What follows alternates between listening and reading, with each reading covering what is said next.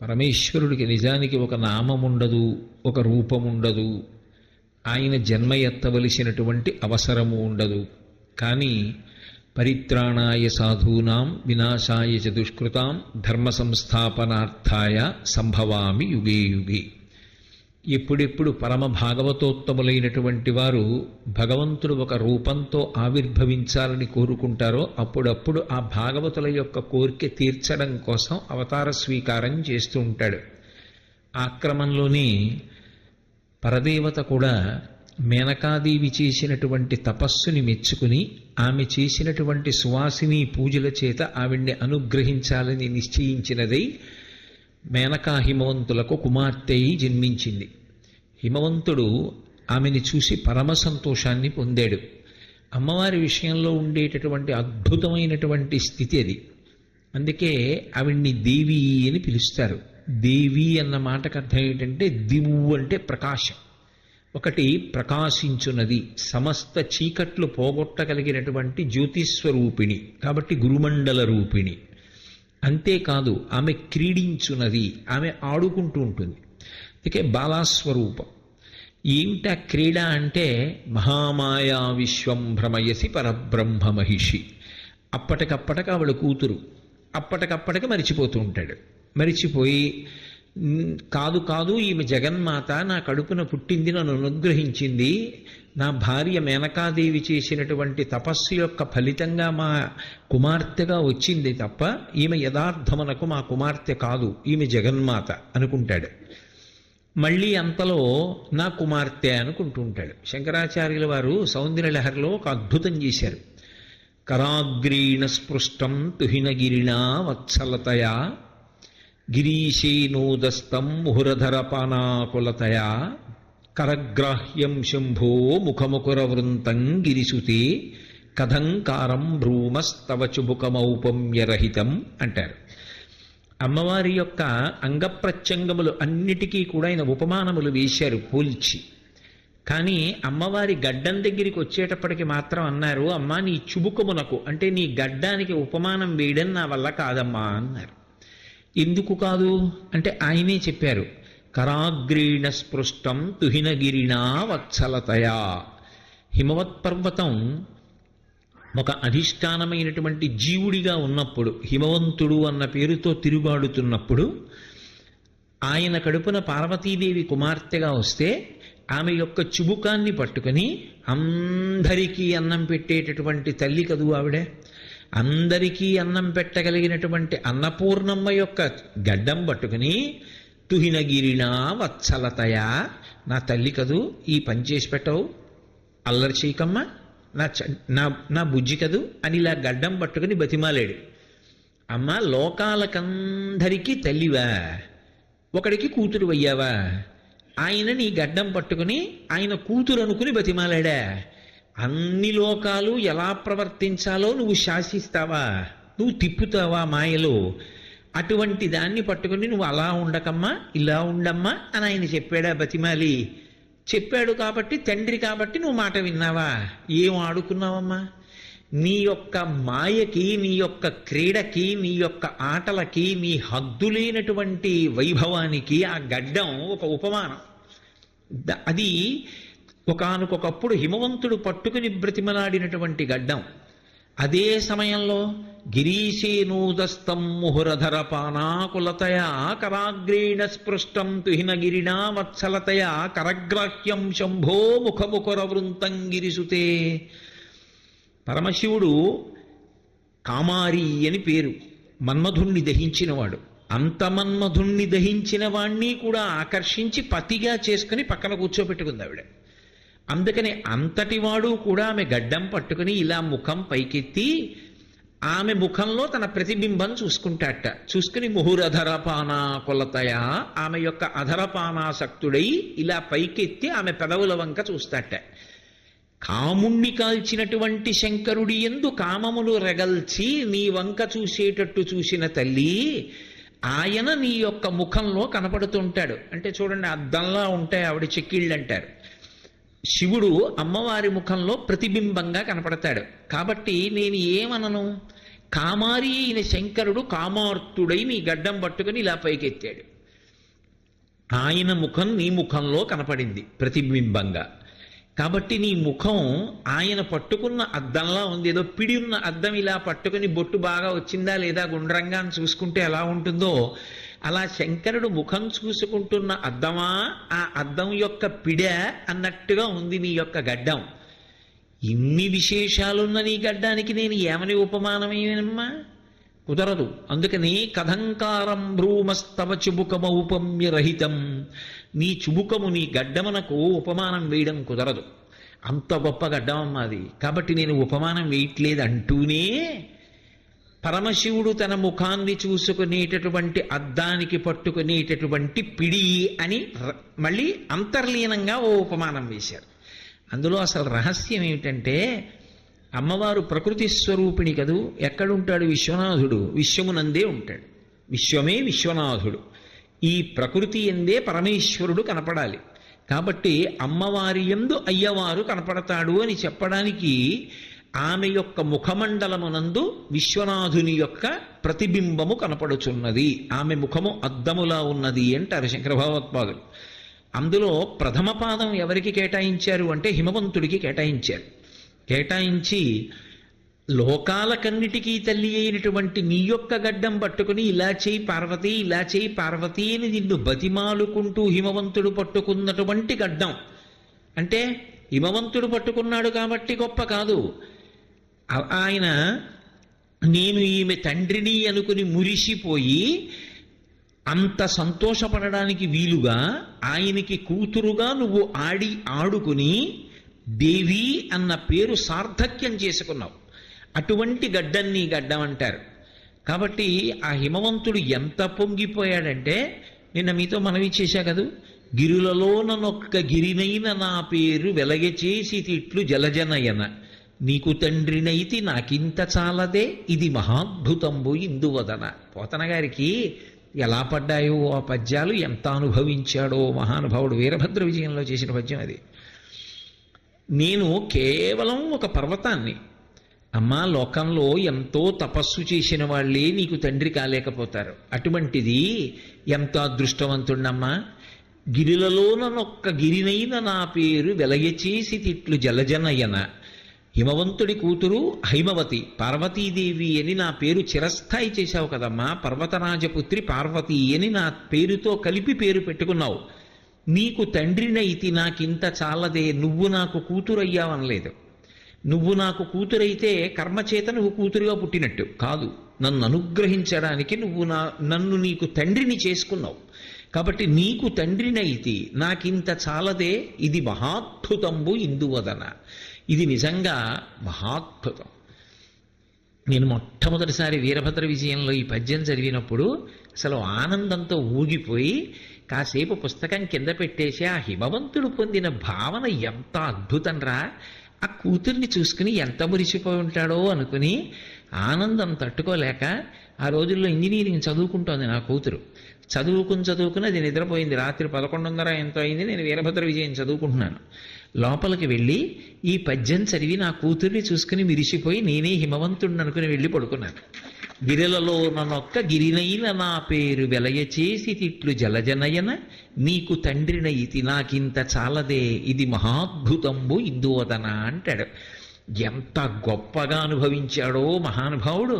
ఆ హిమవంతుడి యొక్క సంతోషాన్ని ప్రకటిస్తారు. ఒక్కొక్కసారి గుర్తించాడు అమ్మవారు వచ్చింది కూతురుగానని. అలా గమనించినప్పుడు పరమ సంతోషం పొంది, కమనీయ మోహన కారభారతి వచ్చే దయతోడననుగన్న తల్లి వచ్చి, చాతుర్య గాంభీర్య జగతి కన్నియ వచ్చే లాలిత సంపద లక్ష్మి వచ్చే, తరిగొప్ప దేవాది దేవవల్లభ వచ్చే మానితంబగు మహామాయ వచ్చే, భూరి లోకైక విభూతి ధారుణి వచ్చే మంగళపావన గంగ వచ్చే, బాలవొచ్చెను ప్రౌఢైక బాలవొచ్చే, అబల కరుణించి ఈతించెననుచు దిగుచి కౌగిలించెను మేనక గౌరి చూచి. ఆ మేనకాదేవి ఎంత సంతోషపడిపోయిందంతేట పిల్లని చూసుకుని. హిమవంతుడు ఒక్కొక్కసారి చూసి అనుకుంటాడు, ఈమె నా కూతురు అనుకుంటున్నాను కానీ కాదు, ఈమె జగదంబ నన్ను అనుగ్రహించడానికి వచ్చిందనుకుంటాడు. మేనకాదేవి ఆ పిల్ల ఇంట్లో ఆడుకుంటూ ఉంటుంది బాలాస్వరూపంతో. చిన్న పిల్లలా ఆడుకుంటుంటే తటాలుడ జ్ఞాపకం వస్తూ ఉంటుంది కృష్ణమాయల దశమస్కంధంలో. అప్పటికప్పుడు ఏదో వెన్న దొంగతనం చేస్తాడు, అప్పటికప్పుడు నోట్లో విశ్వరూపం చూపిస్తాడు, అప్పటికప్పుడు తల్లి మరిచిపోయేటట్టుగా చేసేస్తుంటాడు. అలా మేనకాదేవికి గుర్తొస్తుంటుంది, ఈమె జగదంబ నన్ను అనుగ్రహించింది, కూతురుగా వచ్చింది, బాలగా ఇంట్లో ఆడుకుంటోంది, చిన్న గౌను వేసుకుని ఆ గజ్జెలు పెట్టుకుని గాజులు వేసుకుని, అమ్మ నాకు గొస్సేవా, మనకు గొస్సేవా అని ఓ గొలుసేయించుకుని, అమ్మ నాకు కొప్పు, అమ్మ నాకు పక్కి అంటారు, పరికిణీకి పక్కి అని. ఎవరా తల్లి? మాతృకా వర్ణరూపిణి, సమస్త శాస్త్రములలో ఉండేటటువంటి వాంగ్మయానికి ఆమె యొక్క రూపము అక్షరములుగా ఈ లోకాన్ని అనుగ్రహించింది. ఆదిక్షాంత సమస్త వర్ణనకరీ శంభు ప్రియేశాంకరీ అంటారు శంకర భగవత్పాదులు. ఆ నుంచి క్ష వరకు ఉన్నటువంటి అక్షరములన్నీ ఆమె యొక్క స్వరూపం. అటువంటి తల్లి వచ్చిరాని మాటలు మాట్లాడింది మేనకాదేవి దగ్గరికి వెళ్ళి. అమ్మ నాకు పక్కీ కథవా, అమ్మ నాకు బొబ్బ పోయివా, అమ్మ గులికి వెళ్దామమ్మా అంటే ఎంత పొంగిపోయిందో మేనకాదేవి. ఆ తల్లి నా కడుపున పుట్టి ఏం మాటలు రాని పిల్లల చిన్న తల్లిలా వచ్చి రాని మాటలతో ఆడుకుంటోంది. అందులో మగ పిల్లవాడైతే ఏముంటుందండి, ఏదో కొడుకు పుట్టాడని సంతోషం అంతే. ఆడపిల్ల అయితే ఆ సంబరం వేరు. ఆ గజ్జల పట్టాలు చేయించి చిన్నప్పటి నుంచి అది నడుస్తుంటే ఆ గజ్జలు గల్లు గల్లుమంటుంటే మరి ఆ పరమేశ్వరుడు ఎలా పెడతాడో తెలియదు. ఆ చిన్న కొప్పు వచ్చేటప్పటికి దానికి ఒక చిన్న సన్నజాజి పూలెట్టుకుని, ఆ బొట్టెట్టుకుని, ఆ కాటుకెట్టుకుని, ఈ గౌనొద్దు నాకు ఈ పక్కీ కావాలి అని ఆ పట్టులంగా కట్టుకుని, ఆ పట్టు జాకెట్ వేసుకుని, వాళ్ళు ఆ చేతి నిండా బుజ్జి బుజ్జి చేతులకి ఎర్రటి గాజులు వేసుకుని, చిన్న చిన్ని ఉంగరాలు ఎట్టుకుని, గొలుసులు వేసుకుని, అమ్మేమో ఎవరైనా ఎత్తుకుపోతారేమో అని భయం అమ్మకి. ఆ గుళ్ళో అమ్మ చిటికిన వేలు పెట్టుకుని ఇలా ఇలా చూసుకుంటూ ఎవరైనా ఫోటో తీయాలి కానీ ఫోటోకి పోజులు ఇచ్చి, ఆడపిల్లలకి ఎంత సంతోషం. అలంకారం అంటే వాళ్ళదే, ఇంటికి నిండంటే వాళ్ళే. మగపిల్లాడు ఉంటే మాత్రం ఏం చేస్తాం కనుక వాడికి అలంకారం, ఓ నిక్కర వేయాలి, దొక్క వేయాలంతే, మహా అయితే బొట్టెట్టారు, ఇంకేముంటుంది వాడికి చేయడానికి. అంటే నేను తక్కువ చేశానని కాదు, కానీ అది అందం. అసలు ఇంటి సంతోషం అంతా వాళ్ళ మీద ఆధారపడి ఉందండి. నేనేమి ఇందులో పొగడాలని నేను ఈ మాట అంటలేదు. అసలు ఈ లోకంలో సంతోషమే స్త్రీతో ఉంది. ఇల్లాలు లేని ఇల్లు ఎందుకు పనికి వస్తుంది? ఎందుకో పనికిరాదు. ఆ ఇంట యజమానికి ఏ సంతోషం ఉండదు, ఇల్లాలే సంతోషం. ఆమె ఎంతకాలం ఉంటుందో అంతకాలమే ఆయన జీవితం. ఆమె వెళ్ళిపోయిందా, ఏముందా ఇంటికి వెళ్ళడానికి? ఎవరు పిలిచి అన్నం పెట్టేవాళ్ళు ఎవరు? మీరు బడలిపోయారా అని అడిగేవాళ్ళు ఎవరు? ఈ సౌకర్యం ఈయనకి చెయ్యాలని తాపత్రయపడేవాళ్ళు ఎవరు? ఆమె ఉన్నంతకాలమే ఇల్లు. ఆ ఇంటికి సౌభాగ్యం, ఇంటికి సంతోషం. అసలు ఇంట్లో తిరుగుతుంటే ఆనందం ఆ ఆడపిల్లే. మరి అది పార్వతీదేవి అయితే మాత్రం పిల్లగా వస్తే అదే సంతోషం మేనకాదేవిది. కానీ ఆ వచ్చినది ఎవరు? జగదంబ. అందుకు పొంగిపోయింది మేనకాదేవి. అది జ్ఞాపకం వస్తే ఆవిడంది, కమనీయ మోహన కారభారతి వచ్చే దయతోడనను గన్న తల్లి వచ్చి. శంకర భగవత్పాదుల్లాగా పోతన గారికి కూడా సరస్వతీ కటాక్షం అంటే చాలా ఇష్టం. అందుకే ఎక్కడెక్కడ సరస్వతీ స్వరూపం గురించి వచ్చినా ఆయన పరవశించిపోతుంటారు. అసలు సరస్వతీ మంత్రాలన్నింటినీ క్రోడీకరించి పద్యం ఇచ్చిన ఘనత పోతన గారిది కాదు. శారద నీరదిందు ఘనసార పటీరమరాళ మల్లికాహార తుషార ఫైన రజతాచలకాశ ఫణీశ కుంద మందార సుధాపయోధిసిత తామర సామర వాహిని శుభాకారత నొప్పు నిన్ను బది కానగనెన్నడు కల్గు భారతి అని అడిగారు. అక్కడ భారతి అన్న శబ్దమే వేశారు. భరతుని చేత తేబడినది, ఆ ఋషి చేత ప్రతిపాదింపబడినది సర్వశుక్లా సరస్వతి అని.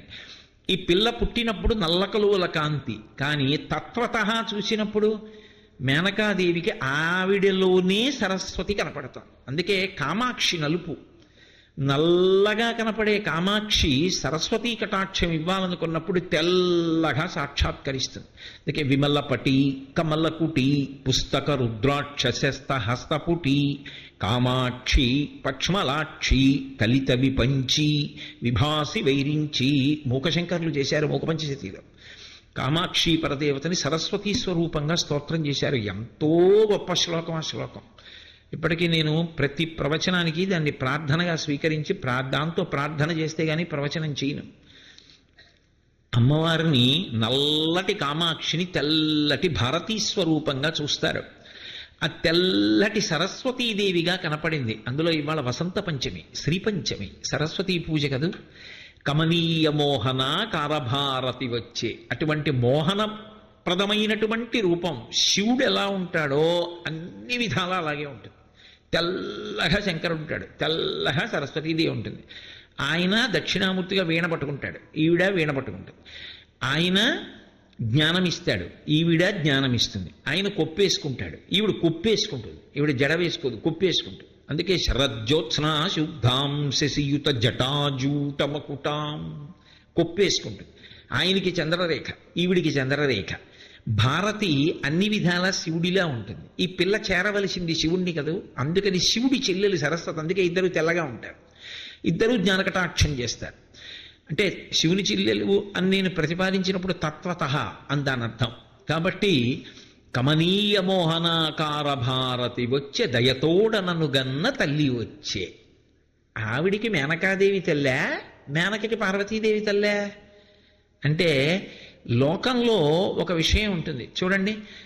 మా అమ్మ మా బంగారు తల్లి అని ముద్దులాడతారు చిన్నపిల్లని. అయినప్పుడు అమ్మతో పోల్చుకుంటారు. అందులో ఆడపిల్లలకు ఉండే లక్షణం ఏమిటంటే అమ్మ మీద చాలా ప్రేమ ఉంటుంది.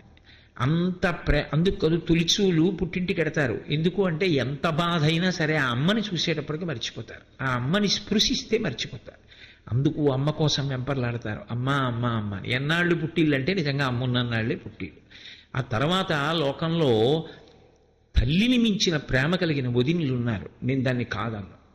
అటువంటి వదిన ఉన్నంతకాలం కూడా పుట్టినిల్లే పిల్లలకి. కాబట్టి అమ్మా అమ్మా తల్లి నా తల్లి కదూ అంటుంటారు కదూ. అందుకని మేనకాదేవికి తల్లి, కానీ బాహ్యంలో అసలు నిజానికి మేనకాదేవికి కూడా తల్లి ఎవరు? పార్వతీదేవే. అది సత్యం కూడా. లోకాలకే తల్లి, మేనకకి తల్లి కాదేమిటి? కాబట్టి కమనీయ మోహనాకార భారతి వచ్చే దయతోడనను గన్న తల్లి వచ్చి. ఆ తల్లి చాతుర్య గాంభీర్య జగతి కన్య వచ్చే లాలిత సంపద లక్ష్మి వచ్చే. చాతుర్య గాంభీర్య జగతి కన్య వచ్చే. లక్ష్మీదేవి దగ్గరికి వచ్చేటప్పటికీ ఓ చమత్కారం చేశారు. మహాచాతుర్యం కలిగినటువంటి కన్య అన్నారు. ఏమిటి మహాచాతుర్యం కలిగినటువంటి కన్య అంటే క్షీరసాగర మథనం అయినప్పుడు ఆవిడ వైజయంతిమాల పట్టుకుని పైకి లేచింది. పైకి లేచి అందరి వంక చూసి ఆలోచన చేసింది. ఒకరి దగ్గరికి వెడితే సవతి పోరుంది, ఒకడి దగ్గరికి వెడితే శాశ్వతుడు గాడు, ఒకడు వేడిగా ఉంటాడు, ఒకడు బాగా చల్లగా ఉంటాడు, అగ్ని వరుణుడు, ఇవన్నీ ఆలోచించి ఆర్తత్రాణపరాయణుడు, మహానుభావుడు, శాశ్వతుడు, నిత్యుడు, అచ్యుతుడు, వరదుడు, కాబట్టి మోహనాకారుడు, ఈయన మెడలో మాల వేస్తానని బాగా ఎంచుకుని చక్కగా వెళ్ళి ఆయన మెడలో దండేసింది, విష్ణుమూర్తి మెడలో. మరి చాతుర్యం లేదు ఆవిడికి? చాతుర్యం ఉంది, గాంభీర్యం ఉంది. అందుకని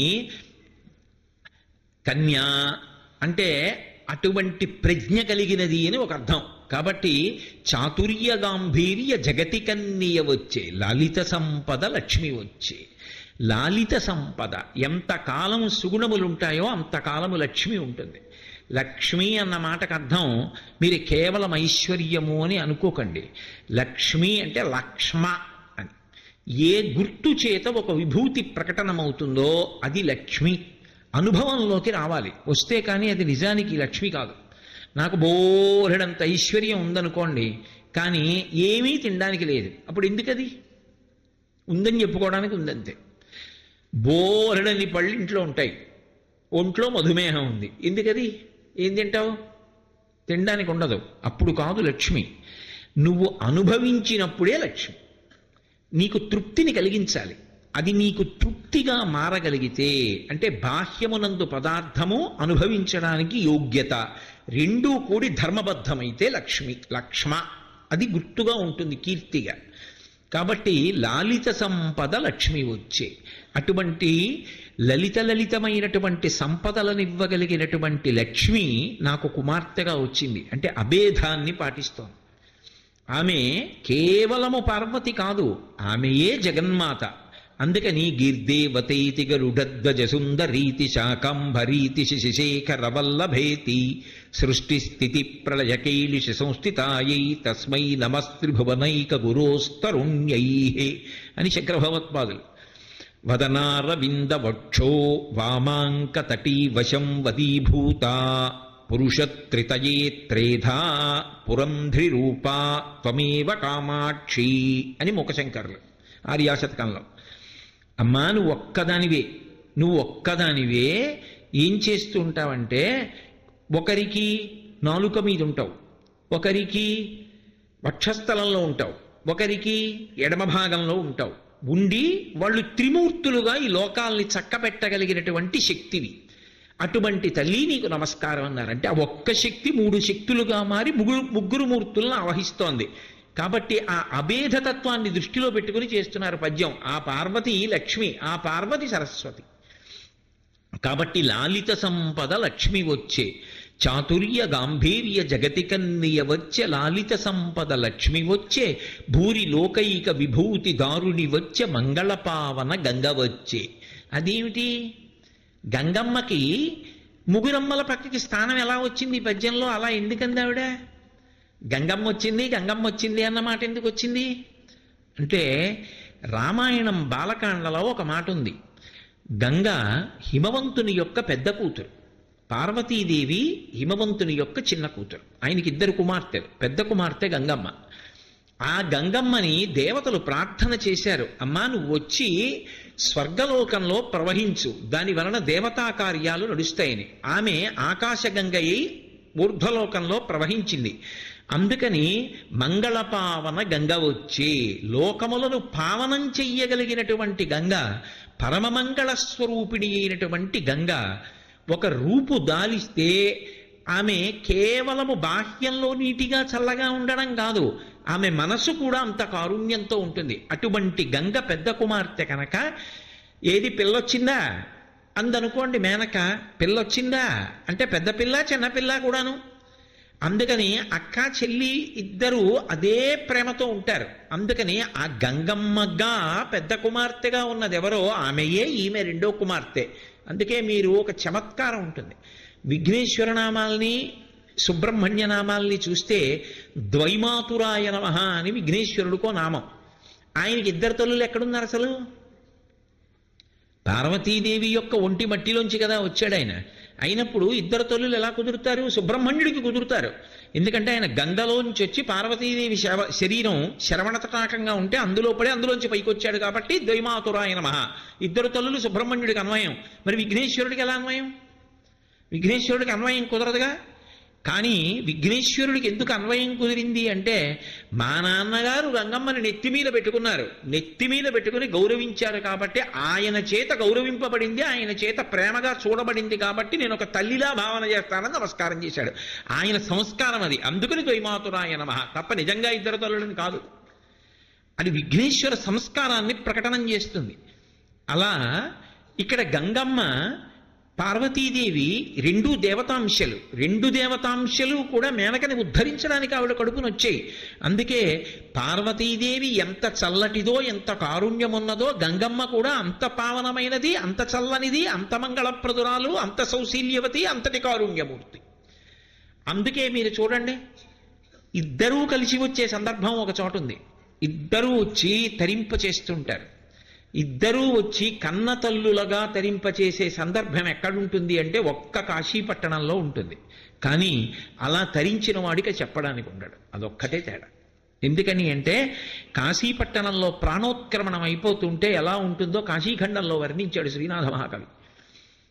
ఆఖరి ఊపిరికి వచ్చేసి ఇంక దగ్గర పడిపోయి మనసు ఇంద్రియముల యొక్క శక్తిని అంతటినీ మూట కట్టేసి వెళ్ళిపోవడానికి దారి వెతుక్కుంటుంటే, కాశీపట్టణంలో ప్రాణం విడిచిపెట్టేసేవాడు ఎవరుంటాడో వాడు ఊపిరి అందక ఆయాసపడి ఒళ్ళు చెమట పట్టేస్తుంటేట, అప్పుడు పాలిండ్లు కదలంగ పసిడిపయ్యద వీచు అచలాధిపుని కూర్మి ఆడుబిడ్డ ధూత్కారమునరించి తొండంబు ముక్కున శిఖరారావంబు జిలుకు డుంఠి. అలాగే ప్రథమోత్తముండు భృంగి భయరక్షణార్థంబు పాలాగ్రమున తీర్చు భసితరీగ. గంగమ్మ సాకార రూపమును పొంది వామహస్తమున నిమురు మంగళ గంగ. అటువంటి తల్లి వచ్చి నిలబడుతుంది. అప్పుడు దక్షిణ శృతి మీదుగా ధాత్రి త్రెళ్ళి పెద్ద నిద్రకు మాగన్ను పెట్టువేళ పంచజనులకు తారక బ్రహ్మ విద్య అభవుడుపదీశమురరించునప్పుడు కాశీపట్టణంలో ఆఖరి ఊపిరికి దగ్గరికి వచ్చేస్తున్నాడు అన్నప్పుడు ఇంక స్పృహ లేకుండా పడిపోతే మొట్టమొదట ఎవరొస్తారంటే పార్వతీదేవి వస్తుంది దగ్గరికి. వచ్చి వాడు కుడి చెవి కిందకి పెట్టి ఎడమ చెవి పైకి పెట్టి ఇలా పడుకున్నాడు అనుకోండి, వాడి తల తిప్పుతుందిట. తిప్పి కుడి చెవి పైకి ఉండేటట్టుగా చేసి రామకృష్ణ పరమహంస ధ్యానంలో చూశారు. అక్కడ ఏ ప్రాణి చచ్చిపోయినా కుడి చెవి పైకి వస్తుంది. అందుకే కుడి చెవి పైకి పెట్టి అమ్మవారు తన తొడ మీద పడుకోబెట్టుకొని కాశీ మా ఆయనకి ప్రీతిపాత్రమైన పట్టణం, ఇక్కడ వెళ్ళిపోతున్న వాడికి విసినికర్రతో విసరణని పాలిండ్లు కదలంగ పసిడిపయ్యద వీచు అచలాధిపుని కూర్మి ఆడుబిడ్డ. అచలాధిపుని కూర్మి ఆడుబిడ్డ అంటే హిమవంతుని కూతురు పార్వతీదేవి తన పవిట కొంగుతో విసురుతుందిట వాడికి, ఆ వెళ్ళిపోతున్న వాడికి. అచలాధిపుని కూర్మి ఆడుబిడ్డ ప్రత్యక్షమై వచ్చి భాగీరథీ గంగ మృదుల హస్తము సాచి వీపునిమురు. ఆ గంగానది ప్రత్యక్షమై రూపంతో బయలుదేరి వచ్చి పార్వతీదేవి పక్కన కూర్చుని తన చల్లటి చేత్తో ఏం బెంగ పెట్టుకోకు నాన్నా అని గుండెల మీద నిమురుతూ ఉంటుంది. ప్రత్యక్షమై వచ్చి భాగీరథీ గంగ మృదుల హస్తము సాచి మేను నివురు. తూత్కారమునరించి తొండంబు ముక్కున శిఖరారావంబు జిలుకు డుంటి విఘ్నేశ్వరుడొచ్చి అయ్యో ఊపిరంతా కొట్టుకుంటున్నావా అని తొండం ముక్కు దగ్గర పెట్టి చుస్సని ఆ గాలి ఊత్తట, పీల్చరా అని. ప్రథమోత్తముండు భృంగి భయరక్షణార్థంబు ఫాలాగ్రమున తీర్చు భసిత రేఖ. భృంగి బయలుదేరొచ్చి 3 కాళ్లతో ఉంటాడు భృంగి వచ్చి విభూతి బొటన వేలుతో పెడతాట లలాటమునందు. భయరక్షణార్థంబు ఫాలాగ్రమున తీర్చు భసిత రేఖ దక్షిణ శృతి మీదుగా ధాత్రి త్రెళ్ళి పెద్ద నిద్రకు మాగన్ను పెట్టువేళ. అబ్బా ఎంత పెద్ద మాట అన్నాడు శ్రీనాథుడు. ఆ పద్యం గుర్తొచ్చినప్పుడల్లా నాకు ఎంత ఆనందంగా ఉంటుందో, ఎలా అన్నాడు రా ఈ మాట అనిపిస్తుంది. నిద్రపోతే మాగన్ను పెడతాం. మాగన్ను అంటే అలా కళ్ళు పడిపోతుంటాయి. అలా కళ్ళు పడిపోయి నిద్రపోయిన వాడు రేపు పొద్దున లేస్తాడు. ఇది పెద్ద నిద్ర, ఇంకా లేవడు. ఇంకా నిద్ర శాశ్వత నిద్ర. ఆ పెద్ద నిద్రకు మాగన్ను పెట్టువేళ దక్షిణ శృతి మీదుగా ధాత్రి త్రెళ్ళి కుడిచివి పైకొచ్చేటట్టుగా తిప్పితే పంచజనులకు తారక బ్రహ్మ విద్య అభవుడుపదేశమురరించునప్పుడు పాశంచ ఘంటాం అని గంటలు మోగుతుండగా శంకరుడొచ్చి మోకాళ్ల మీద కూర్చుని వంగి ఆ కుడి చెవిలో తారకం చెప్తాట. తారకం చెప్పి ఆఖరి ఊపిరిలో పలికించి ఆ వెళ్ళిపోతున్న జీవుడు ఊపిరందట్లేదన్న బాధ కన్నా పవిట పెట్టి విసురుతున్న పార్వతీదేవిని, ఒళ్ళు నిమురుతున్న గంగమ్మని, ముక్కు దగ్గరికి తొండం పెట్టి గాలి ఊదుతున్న విఘ్నేశ్వరుణ్ణి, ఆ పైన బొటనవేలుతో నుదుటి మీద విభూతి పెడుతున్నటువంటి భృంగిని, సాక్షాత్ శంకరుడు వచ్చి వంగి చెవిలో ఆ తారకం చెప్తుంటే ఆ తారకాన్ని శంకరుడు ఇచ్చినటువంటి ఆ ఉపదేశాన్ని ఆఖరి ఊపిరిలో పలుకుతూ పరమ సంతోషంతో పరమేశ్వరుని యందు ఐక్యమైపోతాట కాశీపట్టణంలో. కాబట్టి ఇద్దరూ కలిసి వచ్చేది కాశీపట్టణంలోనే. కాబట్టి ఆ తల్లి వచ్చినప్పుడు భూరి లోకైక విభూతిదారుడి వచ్చే మంగళపావన గంగ వచ్చే, తరిగొప్ప దేవాది దేవవల్లభ వచ్చే మానితంబగు మహామాయ వచ్చే. ఏం మాట వేసేశారు! తరిగొప్ప దేవాది దేవవల్లభ వచ్చే, ఆమె పరబ్రహ్మమునకు మహిషి.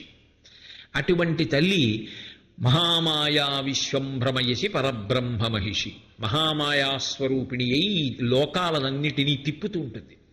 అలా తిప్పుతున్న తల్లి ఒక రూపాన్ని పొంది నా కడుపున పుట్టి ఆడుకుంటోంది. ఏమి భాగ్యం నా ఇంట్లో!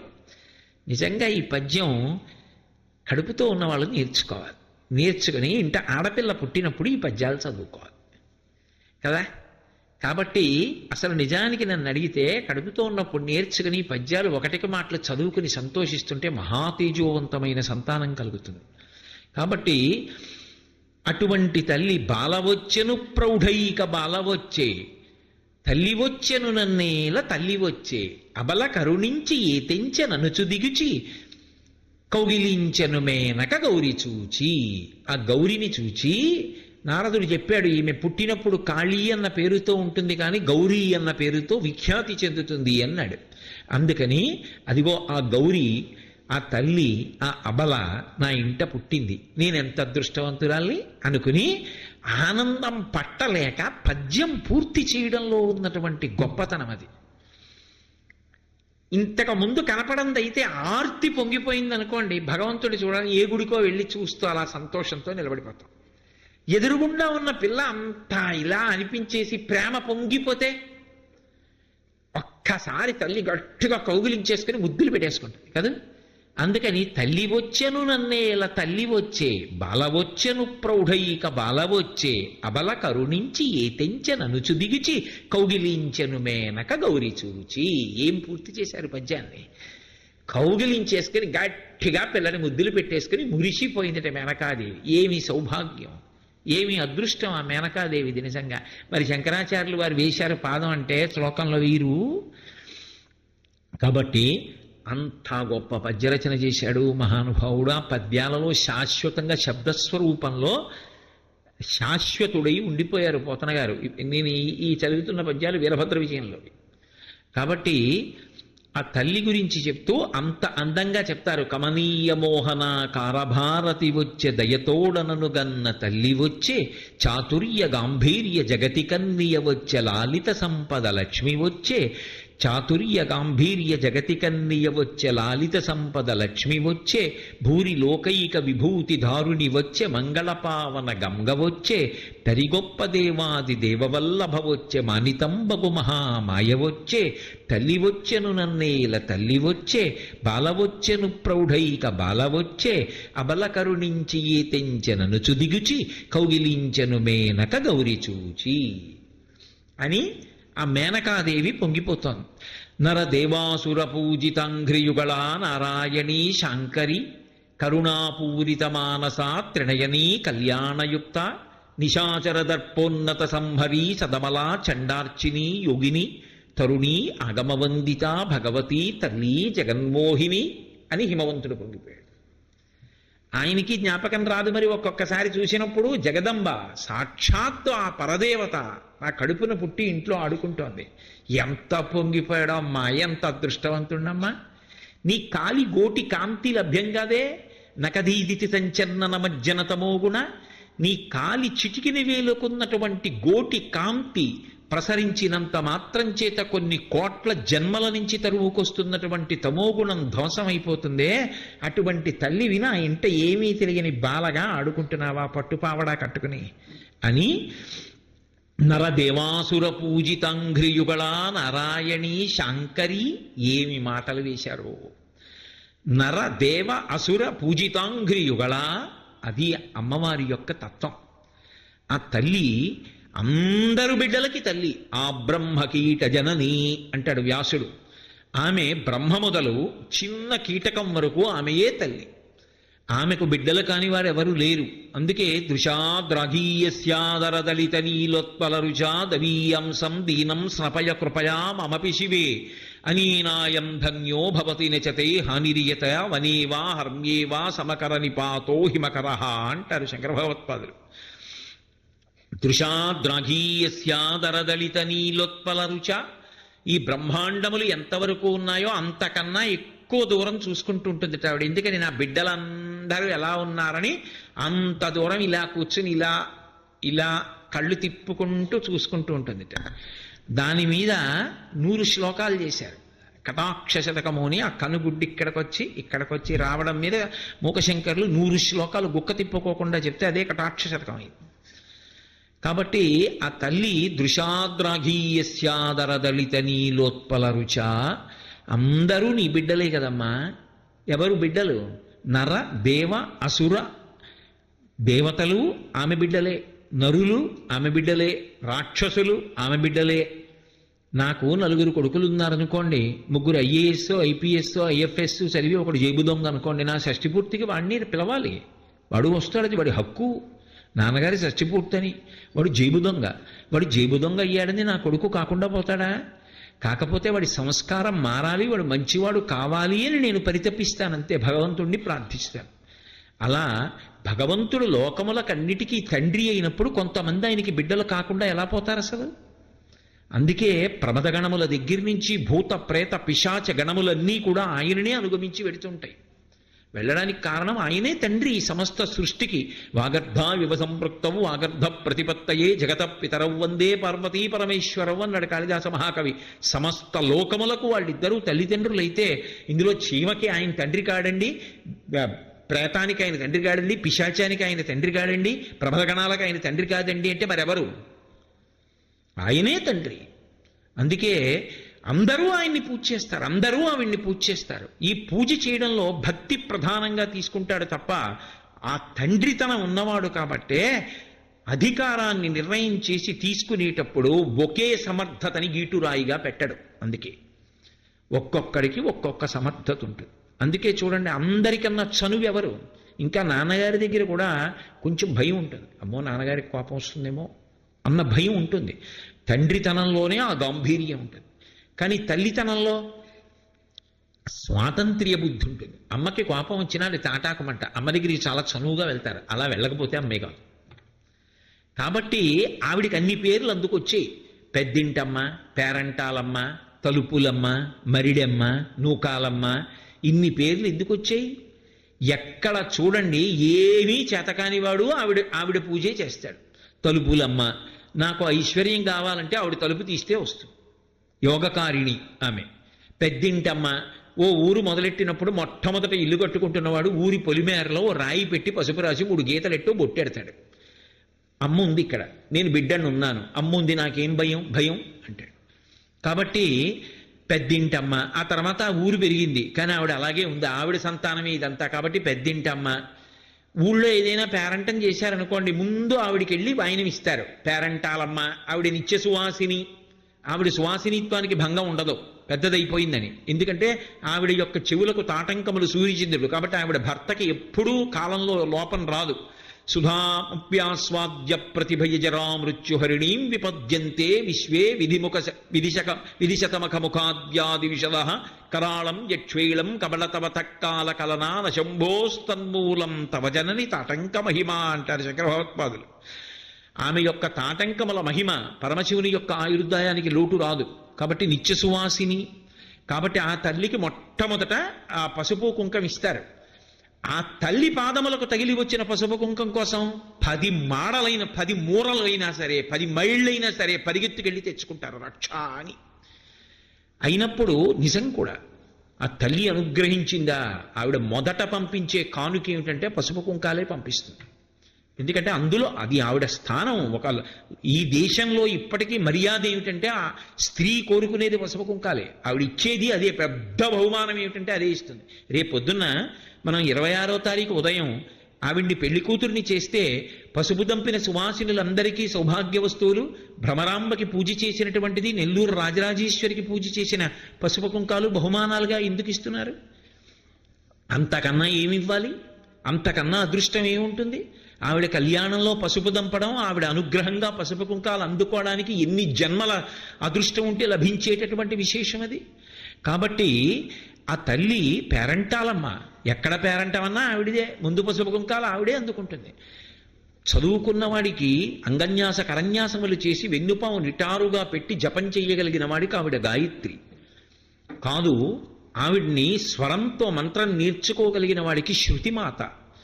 శృతి సీమంత సింధూరి కృతపాదబ్జధూళిక అని వేదమాత. ఆవిడే గాయత్రి, ఆవిడే సరస్వతి, ఆవిడే పార్వతి, ఆవిడే లక్ష్మి. ఏది కావాలన్నా ఆవిడ నుండే ప్రవహిస్తుంది. కాబట్టి అసలు ఆవిడిని పూజ చెయ్యకుండా ఉండడం ఏ సంప్రదాయంలో ఉంటే మాత్రం కుదురుతుంది? ఏ సంప్రదాయంలో ఉన్నా ఆవిడ పాదాలు పట్టుకోవాల్సిందే. నేను అమ్మవారి పాదాలు పట్టుకోకుండా పూజ చేస్తానన్న సంప్రదాయం ఉండే అవకాశం ఉండదు అసలు. ఎందుకంటే అన్నీ ఆవిడలోంచి వస్తుంటాయి, ప్రవాహం అంతా ఆవిడ నుంచే వస్తోంది. కాబట్టి ఆమె యొక్క పూజ చెయ్యకుండా ఉండడం కుదరదు, ఆమె పూజ ఇలాగే చెయ్యాలనడం కుదరదు. ఎవడి సమర్థతని బట్టి వాడు చేస్తాడు. ఊరి చివర పేరంటాలమ్మని ఉంటుంది, పెద్దింటమ్మని ఉంటుంది. అక్కడికి బట్టికెళ్ళి ఇంత పసుపు కుంకం వేసి నమస్కారం పెడతాడు రైతు. ఆయన శ్రీ సూక్తం చెప్పాలంటే ఎలా చెప్తాడు? ఆవిడ అంగీకరిస్తుంది, ఆవిడ అనుగ్రహిస్తుంది అంతే. అది రాయి కాదు అమ్మవారు, అది మన భావన. ఆ భావన చేత అనుగ్రహిస్తుంది. అందుకే భావనామాత్ర సంతుష్టాయై నమో నమః అని లలితాష్టోత్తరం. అటువంటి తల్లి కనుక ఆమె అందరికీ తల్లి. అందుకే అన్ని రూపాలు తీసుకుంటుంది.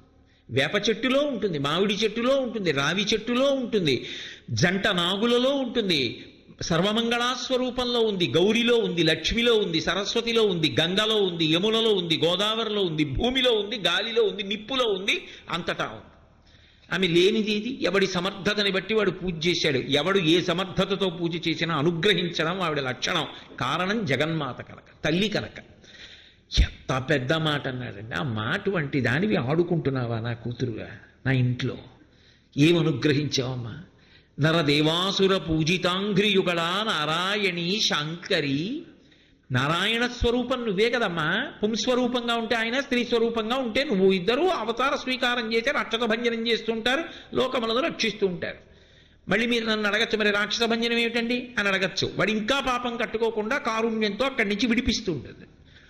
కాబట్టి నారాయణీ శాంకరి, ఓ తల్లి, కరుణాపూరిత మానసాత్రినయనీ కళ్యాణయుక్త, ఎప్పుడు పరమకారుణ్యంతో ఉంటుందిట ఆవిడ యొక్క మనస్సు. అందుకే శంకరాచార్యుల వారు ఒక అద్భుతం చేశారు సౌందర్యలహరిలో. ఆయన అన్నారు, భ్రువౌ భుగ్నీ కించిత్ భువన భయభంగ వ్యసనిని అన్నారు. అసలు ఆ ఊహ ఎలా వచ్చిందో ఆయనకి. ఆయనకు ఆయనే సాటి. ఆయన లాంటి కవి పుట్టడిక. ఏమో ఆయనే అవతార స్వీకారం చేసి పుట్టుగాక. పుట్టడం నేనెందుకనాలి అమంగళకరంగా? కాబట్టి భ్రువౌ భుగ్నీ కించిత్, ఆవిడికి ఏం లోటుంది? ఆవిడికేం లోటు లేదు. హేరంబేచ గుహేచ హర్షభరితం వాత్సల్యమంకూరయన్ మారద్రోహిణి పూరుషే సహభువం ప్రేమాంకురం వ్యంజయన్ ఆనమ్రేషు జనేషు పూర్ణ కరుణా వైదగ్ధ్యముత్తాలయ అంటారు మూకశంకరులు, మూకపంచశతిలో. ఆ తల్లికి హేరంబేచ, పెద్ద కొడుకు హేరంబుడు. హేరంబుడు అనడం ఎందుకు వినాయకుణ్ణి? గజాననుడు అనకూడదా? అనరు.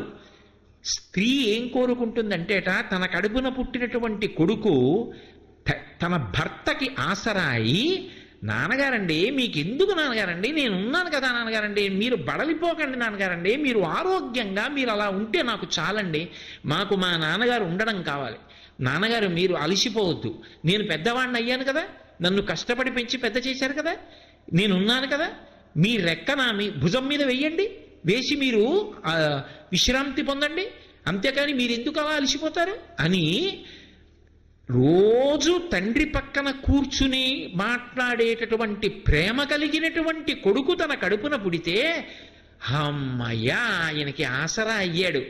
పురుషుడు ఇంత కష్టపడి పెంచి పెద్ద చేశాడు బిడ్డల్ని, ఆయనకి ఆసరా అయ్యే కొడుకుని కన్నాననుకొని పొంగిపోతుందట. హేరంబుడు అంటే ఎప్పుడూ శివుడి పక్కన కూర్చునే లక్షణం ఉంటుంది కాబట్టి వినాయకుడికి హేరంబుడు అని పేరు. అంత గొప్ప కొడుకుని కన్నానని పొంగిపోతుంట అమ్మవారు. పెద్ద కొడుకు అంత గొప్పవాడు, ఎప్పుడూ ఆయన దగ్గర కూర్చుంటాడు. చాలతో అటువంటి కొడుకుని కనిచ్చాను. గుహేచ రెండోవాడు మహాజ్ఞాని, జ్ఞానజ్యోతి. గుహేచ ఇక్కడ ఉంటాడు ఆత్మగుహలో జ్ఞానిగా అంతర్ముఖుడై. కాబట్టి గుహేచ హర్షభరితం, ఇద్దరు కొడుకులు అంత గొప్పవాళ్ళని సంతోషంట. వాత్సల్యమంకూరయన్ మారద్రోహిణి పూరుషే సహభువం ప్రేమాంకురం వ్యంజయన్. భర్త చూస్తే కాముణ్ణి కాల్చేశాడు, కాలుణ్ణి తన్ని అవతల పారేశాడు. అంత గొప్పవాణ్ణి తన తపస్సు చేత వశం చేసుకుని భర్తృస్థానంలో పక్కన కూర్చోబెట్టుకుంది. కూర్చోబెట్టుకున్నందుకు అంత గొప్పవాడు మా ఆయన అని చెప్పి పొంగిపోతుంది. అంతా బాగానే ఉంది కానమ్మా, మరి నువ్వు ఆదిశక్తివిగా, నీ దగ్గర బోలెడంత శక్తి ఉందిగా, పెద్ద అబ్బాయికి ఉపయోగించవలసిన అవసరం లేదు గొప్పవాడు, రెండో వాడికి ఉపయోగించవలసిన అవసరం లేదు చాలా గొప్పవాడు, భర్త గారికి ఉపకారం చేయడానికి అవసరం లేదు అంతకన్నా గొప్పవాడు, మరి ఏం చేస్తావమ్మా శక్తి అంతా అంటే ఆనమ్రేషు జనేషు పూర్ణ కరుణా వైదగ్ధ్యముత్తాలయ. ఎవడైనా వచ్చి అమ్మా అంటాడా అని చూస్తూ ఉంటుంది, వాడిని అనుగ్రహించేద్దాం ఈ శక్తి పెట్టి, లేకపోతే ఏం చేసుకోని ఈ శక్తి అంతా. మూకశంకరులు అమ్మవారిని స్తోత్రం చేశారు. శంకరాచార్యులు వారు అన్నారు, భ్రుమౌ భుగ్నే కించిత్ భువన భయభంగ వ్యసనిని అన్నారు. అమ్మ ఇన్నున్నదాన్ని నువ్వు ఇలా ముడేయడం ఎందుకు? నేను ఏదో అలా కూర్చొని ఇలా ముడేశాను అనుకోండి కనుబొమ్మలు, ఏదో ఆలోచిస్తున్నానది గుర్తు. ఏదో ఆలోచిస్తున్నానంటే ఏదో సమస్య వచ్చింది. సమస్య వస్తే కదా ఆలోచించడం, అదే ఏదో జ్ఞాపకం రాకపోతే ఆలోచించాలి. జ్ఞాపకం రాకపోవడం సమస్యే.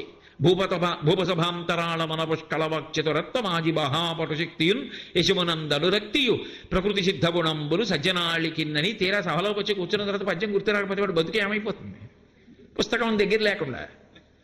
కాబట్టి ఆ జ్ఞాపకం రాకపోతే పెద్ద సమస్య కాదప్పుడు. కానీ అలా సమస్య వచ్చిందనుకోండి, అప్పుడు ఏం చేస్తాం అంటాం, అంటే సమస్య ఆలోచన ఇలా కనుబొమలు ముడివేస్తాడు.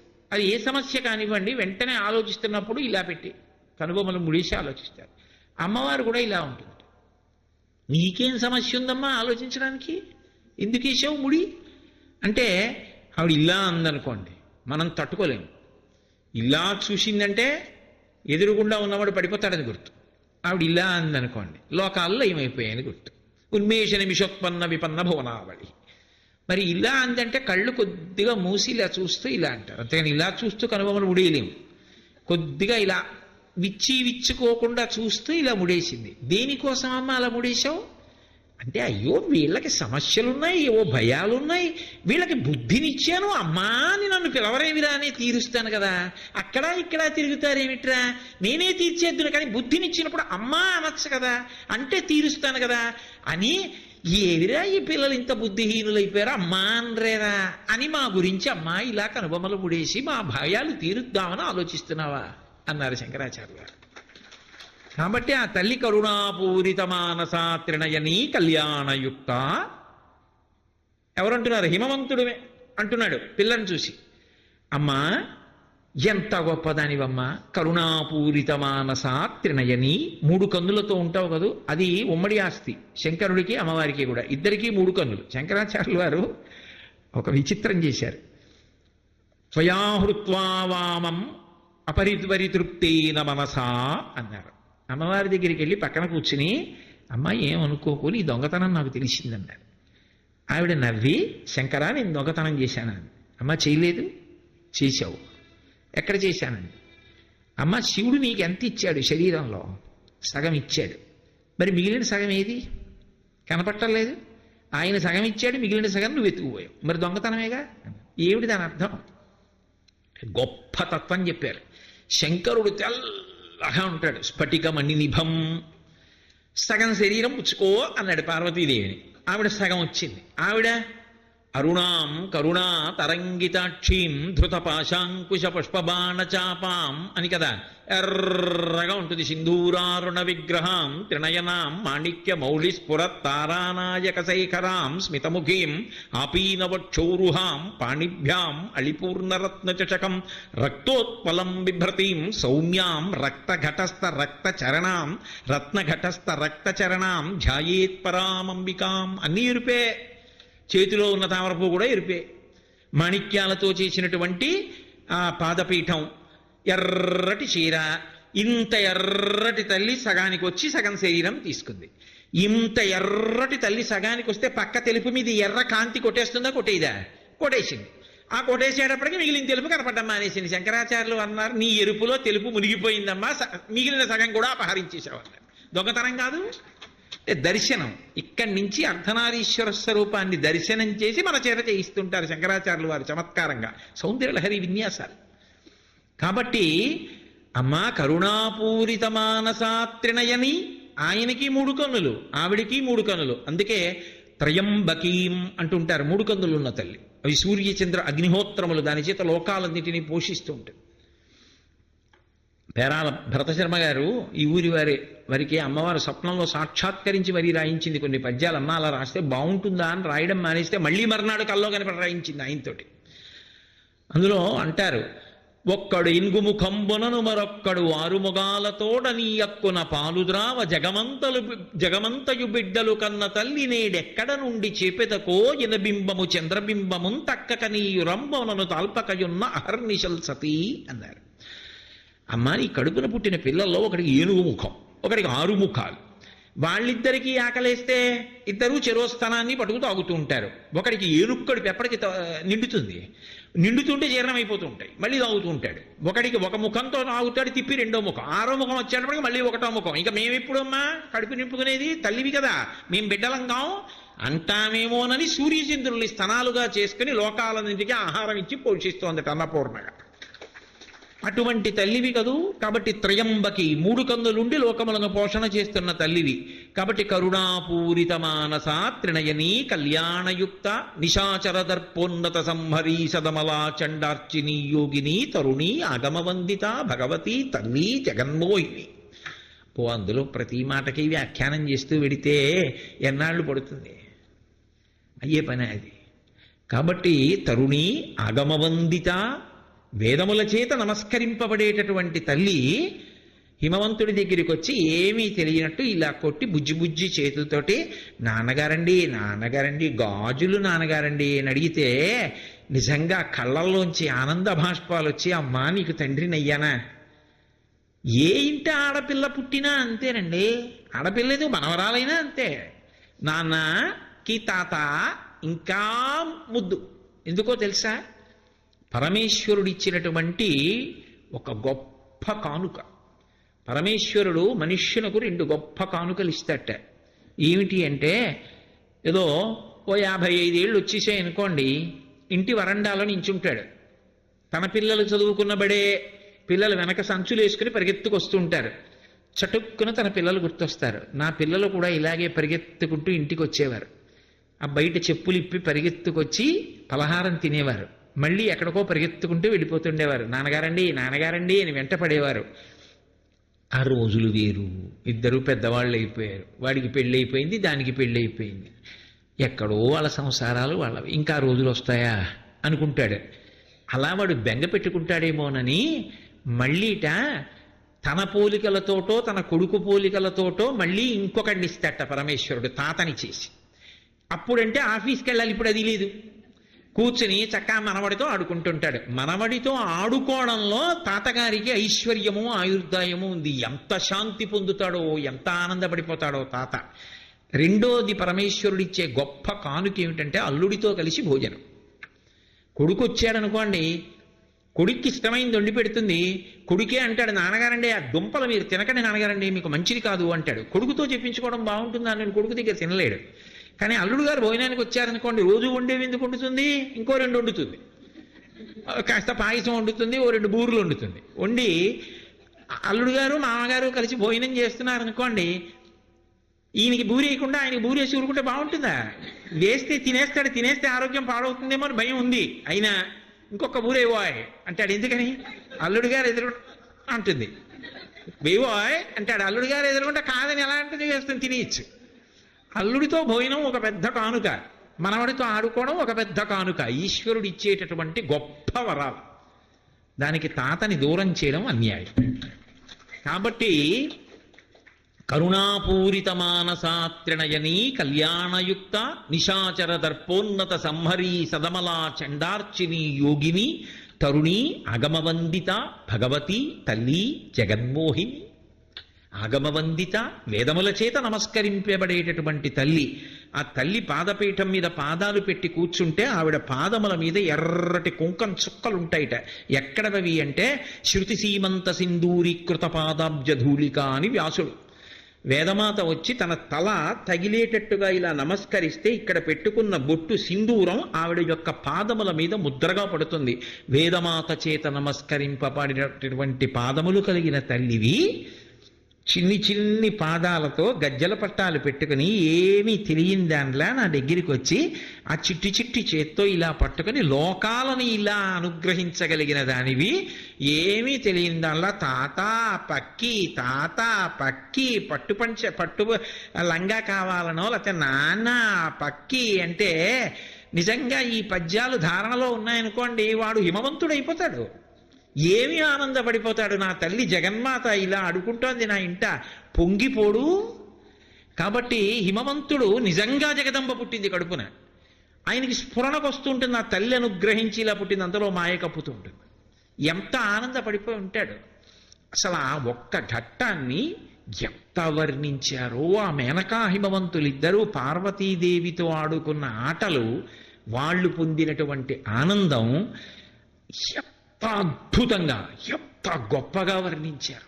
అందుకని ఆవిడ దేవి క్రీడిస్తుంది, ఆనందింపజేస్తుంది, సంతోషపెడుతుంది ఆ తల్లి. కాబట్టి అమ్మా అలా ఆడుకున్నావు కదమ్మా, ఇలా రోజులు గడుస్తుండగా ఆమె యుక్త వయస్సులోకి వస్తోంది. ఈలోగా పరమేశ్వరుడు ఆ హిమవత్ పర్వత ప్రాంతానికి వచ్చి తపస్సు చేసుకుంటున్నాడు. మరి సతీదేవిగా వదిలిపెట్టేసింది కదా యోగాగ్నిలో శరీరాన్ని.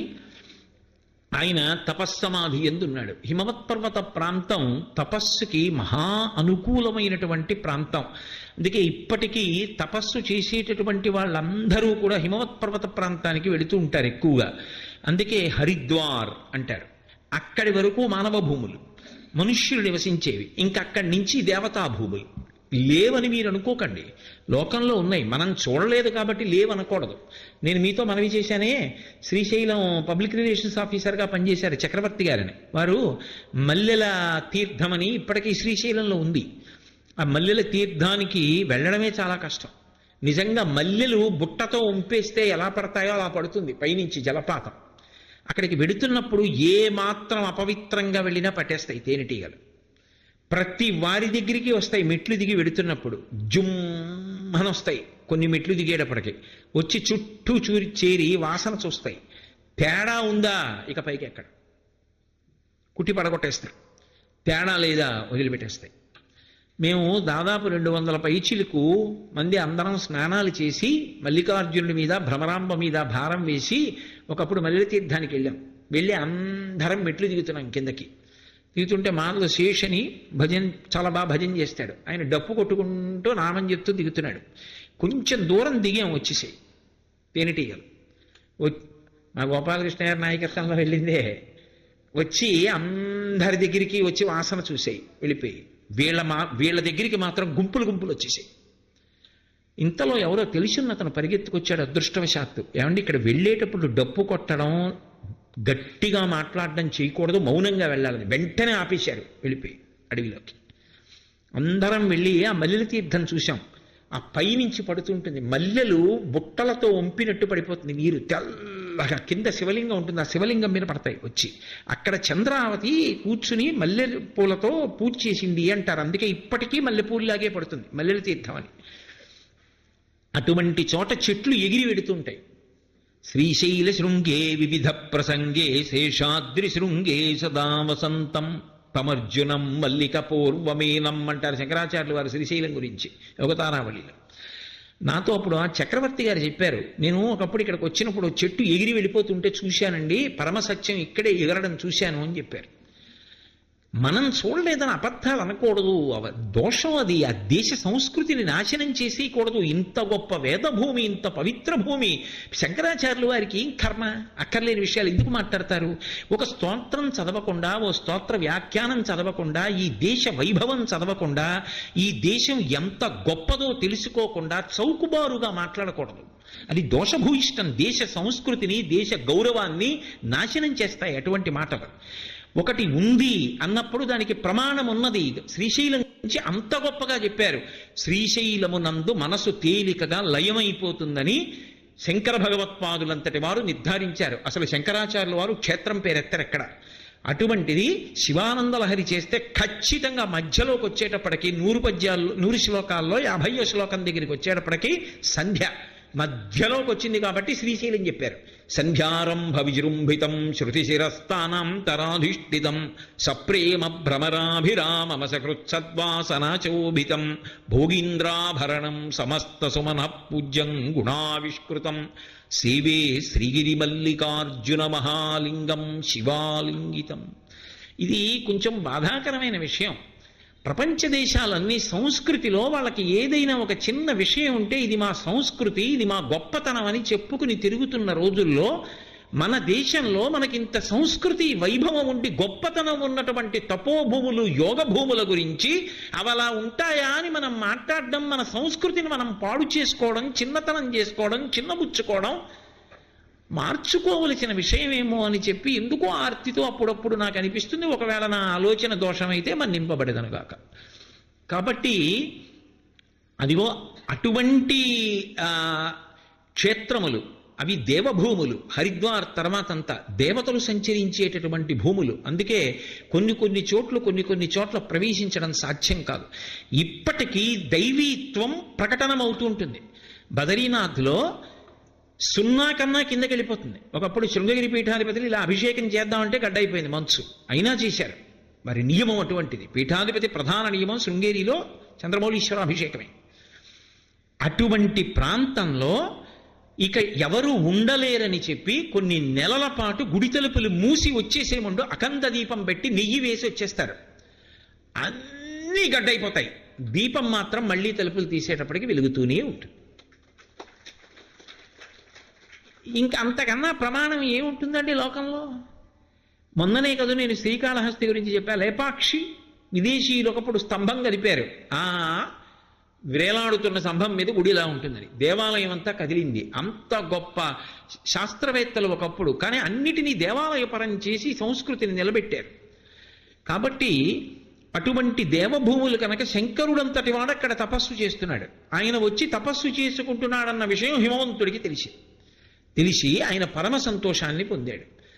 లోకంలో ఉండేటటువంటి పోకడ ఏమిటంటే ప్రతి వ్యవస్థలోనూ ఎక్కడో అక్కడ ఎవరో ఒకడు ఆ వ్యవస్థలో ఉండేటటువంటి పవిత్రతని పాడు చేసి దానిని ఆధారం చేసుకుని లోకాన్ని పాడు చేసే ప్రయత్నం చేసే వాళ్ళు ఉంటారు.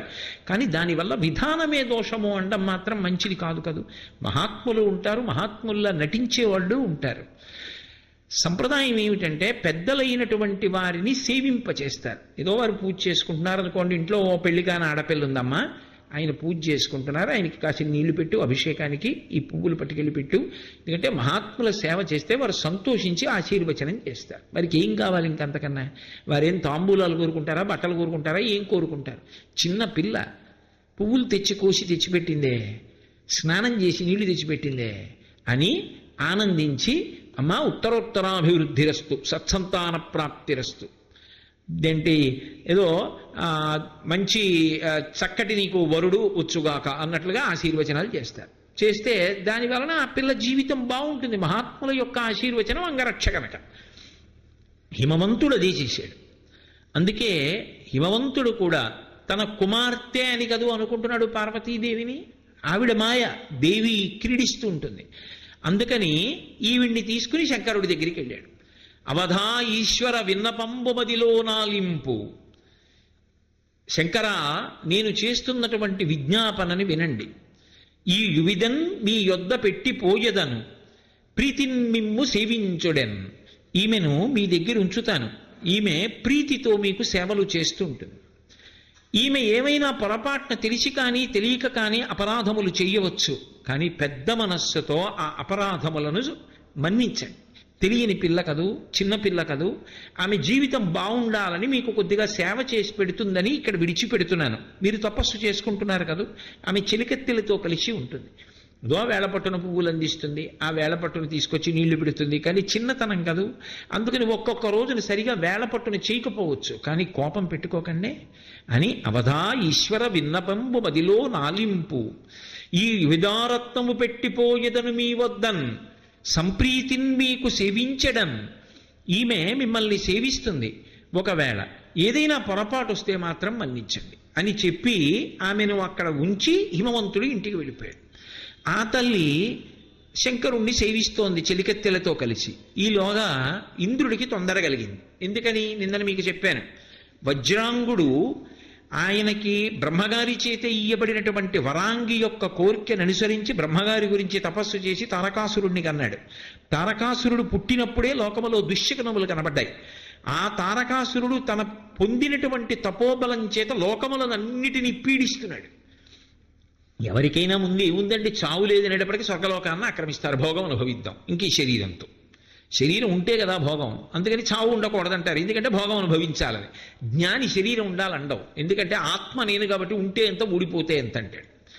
కాబట్టి ఆ తారకాసురుడు స్వర్గలోకాన్నంతటినీ కూడా తన చెప్పు చేతల్లోకి తీసుకుని దేవతలందరినీ తరివేశాడు. వీళ్ళందరికీ కూడా ఇప్పుడు బాధ. ఎలా?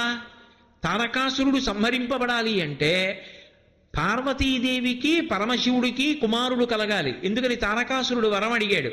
శంకరుని యొక్క వీర్యము స్ఖలనమైతే, పార్వతీదేవి సంబంధము లేకుండా కుమారుడు కలిగితే, శంకరునకే కుమారుడు కలిగితే ఆయన యొక్క తేజస్సుకి, ఆ కుమారుడు వచ్చి నా మీద బాణం వేస్తే అప్పుడు నేను మరణిస్తానన్నాడు.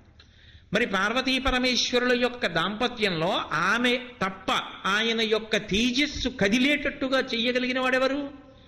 అందుకని ఈ తల్లిని వినియోగించి అవకాశం చూసుకుని పార్వతీ పరమేశ్వరులు ఇద్దరి మధ్య మోహం కలిగేటట్టు చెయ్యాలి. ఇద్దరు ఒండురులు ఒకరి పట్ల ఒకరు ఆకర్షితులు కావాలి. ఆకర్షితులైతే పరమశివుడు మళ్ళీ ఈవిడ్ని వివాహం చేసుకుంటాడు. కళ్యాణం అయితే వాళ్ళిద్దరి మధ్య ప్రేమ అంకురిస్తే, ఆయన తేజస్సు కదిలితే ఆయన అనుగ్రహం, అది పార్వతీదేవి యొక్క సంపర్కము చేతన కాదా విడిచిపెట్టండి, ఆయన అనుగ్రహం కలుగుతుంది, కుమారుడు పుడతాడు. ఆ కుమారుడు దేవసేనకి ఆధ్యక్షం వహిస్తే తారకాసుర సంహారం అవుతుంది.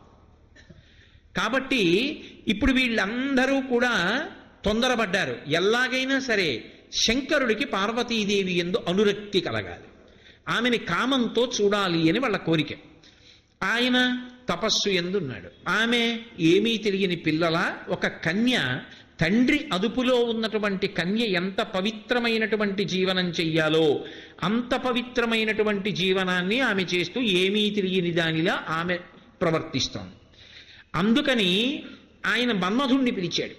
పిలిచి పురహరునకు అద్రిజకును బరగన్ ప్రభవించునట్టి బలిజుడు ఈ తారకునిన్ పరమార్చుగాన అద్రికన్యకకు పురహరుని కూర్చి కీర్తి బడయుము మదన అన్నాడు. ఈ పురహరుడికి అంటే శంకరుడికి, అద్రిజ అంటే పర్వతరాజు యొక్క కుమార్తె పార్వతీదేవికి సంతానము కలిగితే తప్ప తారకాసుర సంహారం కాదు. అందుకని పరమశివుడు పార్వతీదేవి యందు అనురక్తుడయ్యేటట్టుగా నువ్వు ప్రయత్నం చెయ్యి. నువ్వు మన్మధుడివి కదా, నువ్వు బాణములు వేశావనుకో అవతల వారి యందు అనురక్తి కలుగుతుంది. కాబట్టి నువ్వు వెళ్ళి శంకరుడి మీద బాణాలు వేయి అన్నాడు. అంటే మన్మధుడు అన్నాడు, నేనేమిటి, పరమశివుడంతటి వాడి మీద పువ్వుల బాణం వేయడం ఏమిటి, ఆయనకి కామం కలగడం ఏమిటి, ఆయన పార్వతీదేవి యందు అనురక్తుడు కావడం ఏమిటి, ఆయన ఊరుకుంటాడా? ఆయనే సామాన్యుడా? పుండరీకాక్షుని పుత్రుండనయ్యుండి ఇభచర్మధరుపైకి ఎట్లు పోదు, పోయినా దేవు భూరి ప్రతాపాగ్ని మెరయంగనా తేజమెందు నిలచు. నిలచిన మహాదేవు మూర్తిని కనుగొని ఎదురి విజృంభించి ఎట్లు ఒత్తు, వచ్చిన మా తండ్రి వావిరి కోపించి ఏ చూచు చూపునో అనుచు వెరతు, వెరతునయ్య ఎన్ని విధముల చెప్పిన కొలది కాదు నాక గోచరంబు, నిక్కమివ్విధంబు నియాన దేవేంద్ర మృగకులేశునోర్వ మృగము వశమే. ఎంత అద్భుతమైన పద్యం చెప్పించారు.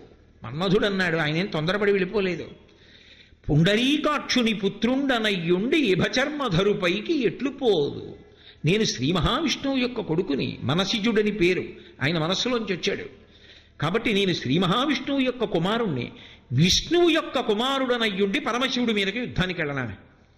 వాళ్ళిద్దరూ శరీరము ప్రాణములా ఉంటారు, యథార్థమనకు అభేదం. అటువంటి శంకరుడి మీదకి విష్ణుపుత్రుడనైన నేను యుద్ధానికి వెళ్ళనా? అసలు కుదురుతుందా అది?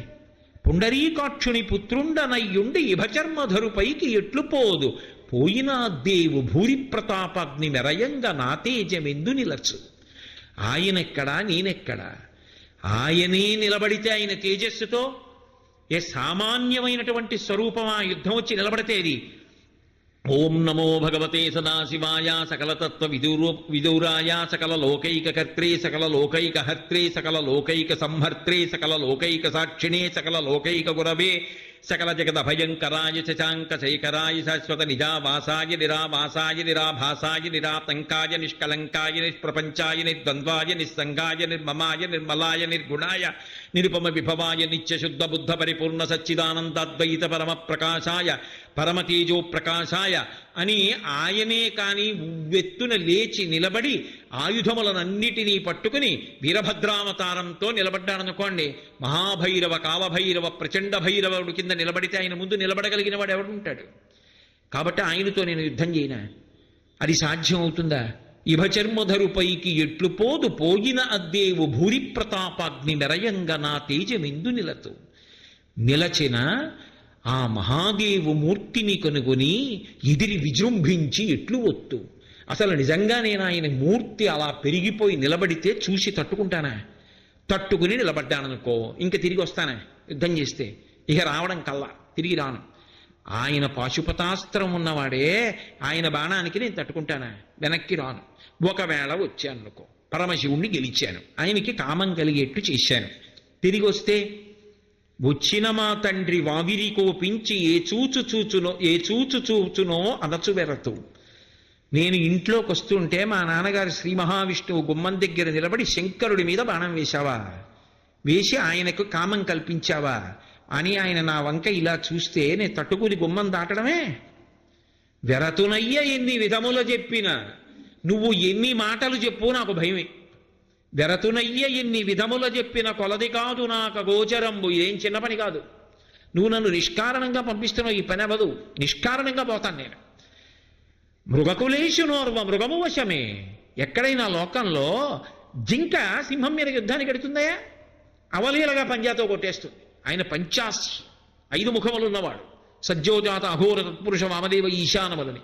సింహానికి పంచాస్యమని పేరు. పంచ అంటే 5 ముఖముల సింహానికి ఎక్కడున్నాయండి అనుకోకూడదు. పంచ అంటే విశాలమైన అని. పంచపాత్ర అంటాం. పంచపాత్ర అంటే 5 పాత్రలు పెట్టారా మీరు? కాదు. పంచపాత్ర అంటే పైన విశాలంగా ఉండి మధ్యలో సన్నగా ఉండి కింద మళ్ళీ కొద్దిగా విశాలంగా ఉంటుంది. ముఖం విశాలంగా ఉంటే పంచపాత్ర. అంతేగాని 5 పాత్రలు పెట్టారని కాదు దాని అర్థం. పంచాస్యము, ముఖము విశాలమైనది అని. పంచాస్యము 5 ముఖములు ఉన్నవాడు, సజ్జోజాత ఘోర తత్పురుష వామదేవ ఈశానములు ఉన్నవాడు సింహము, పర్యాయ పదం. కాబట్టి సింహం మీదకి మృగం ఎడుతుందా? జింక. నేను ఆయన మీదకి యుద్ధానికి వెళ్ళనా? వెళ్ళి యుద్ధం చేసి తిరిగి రానా? అయ్యే పనే.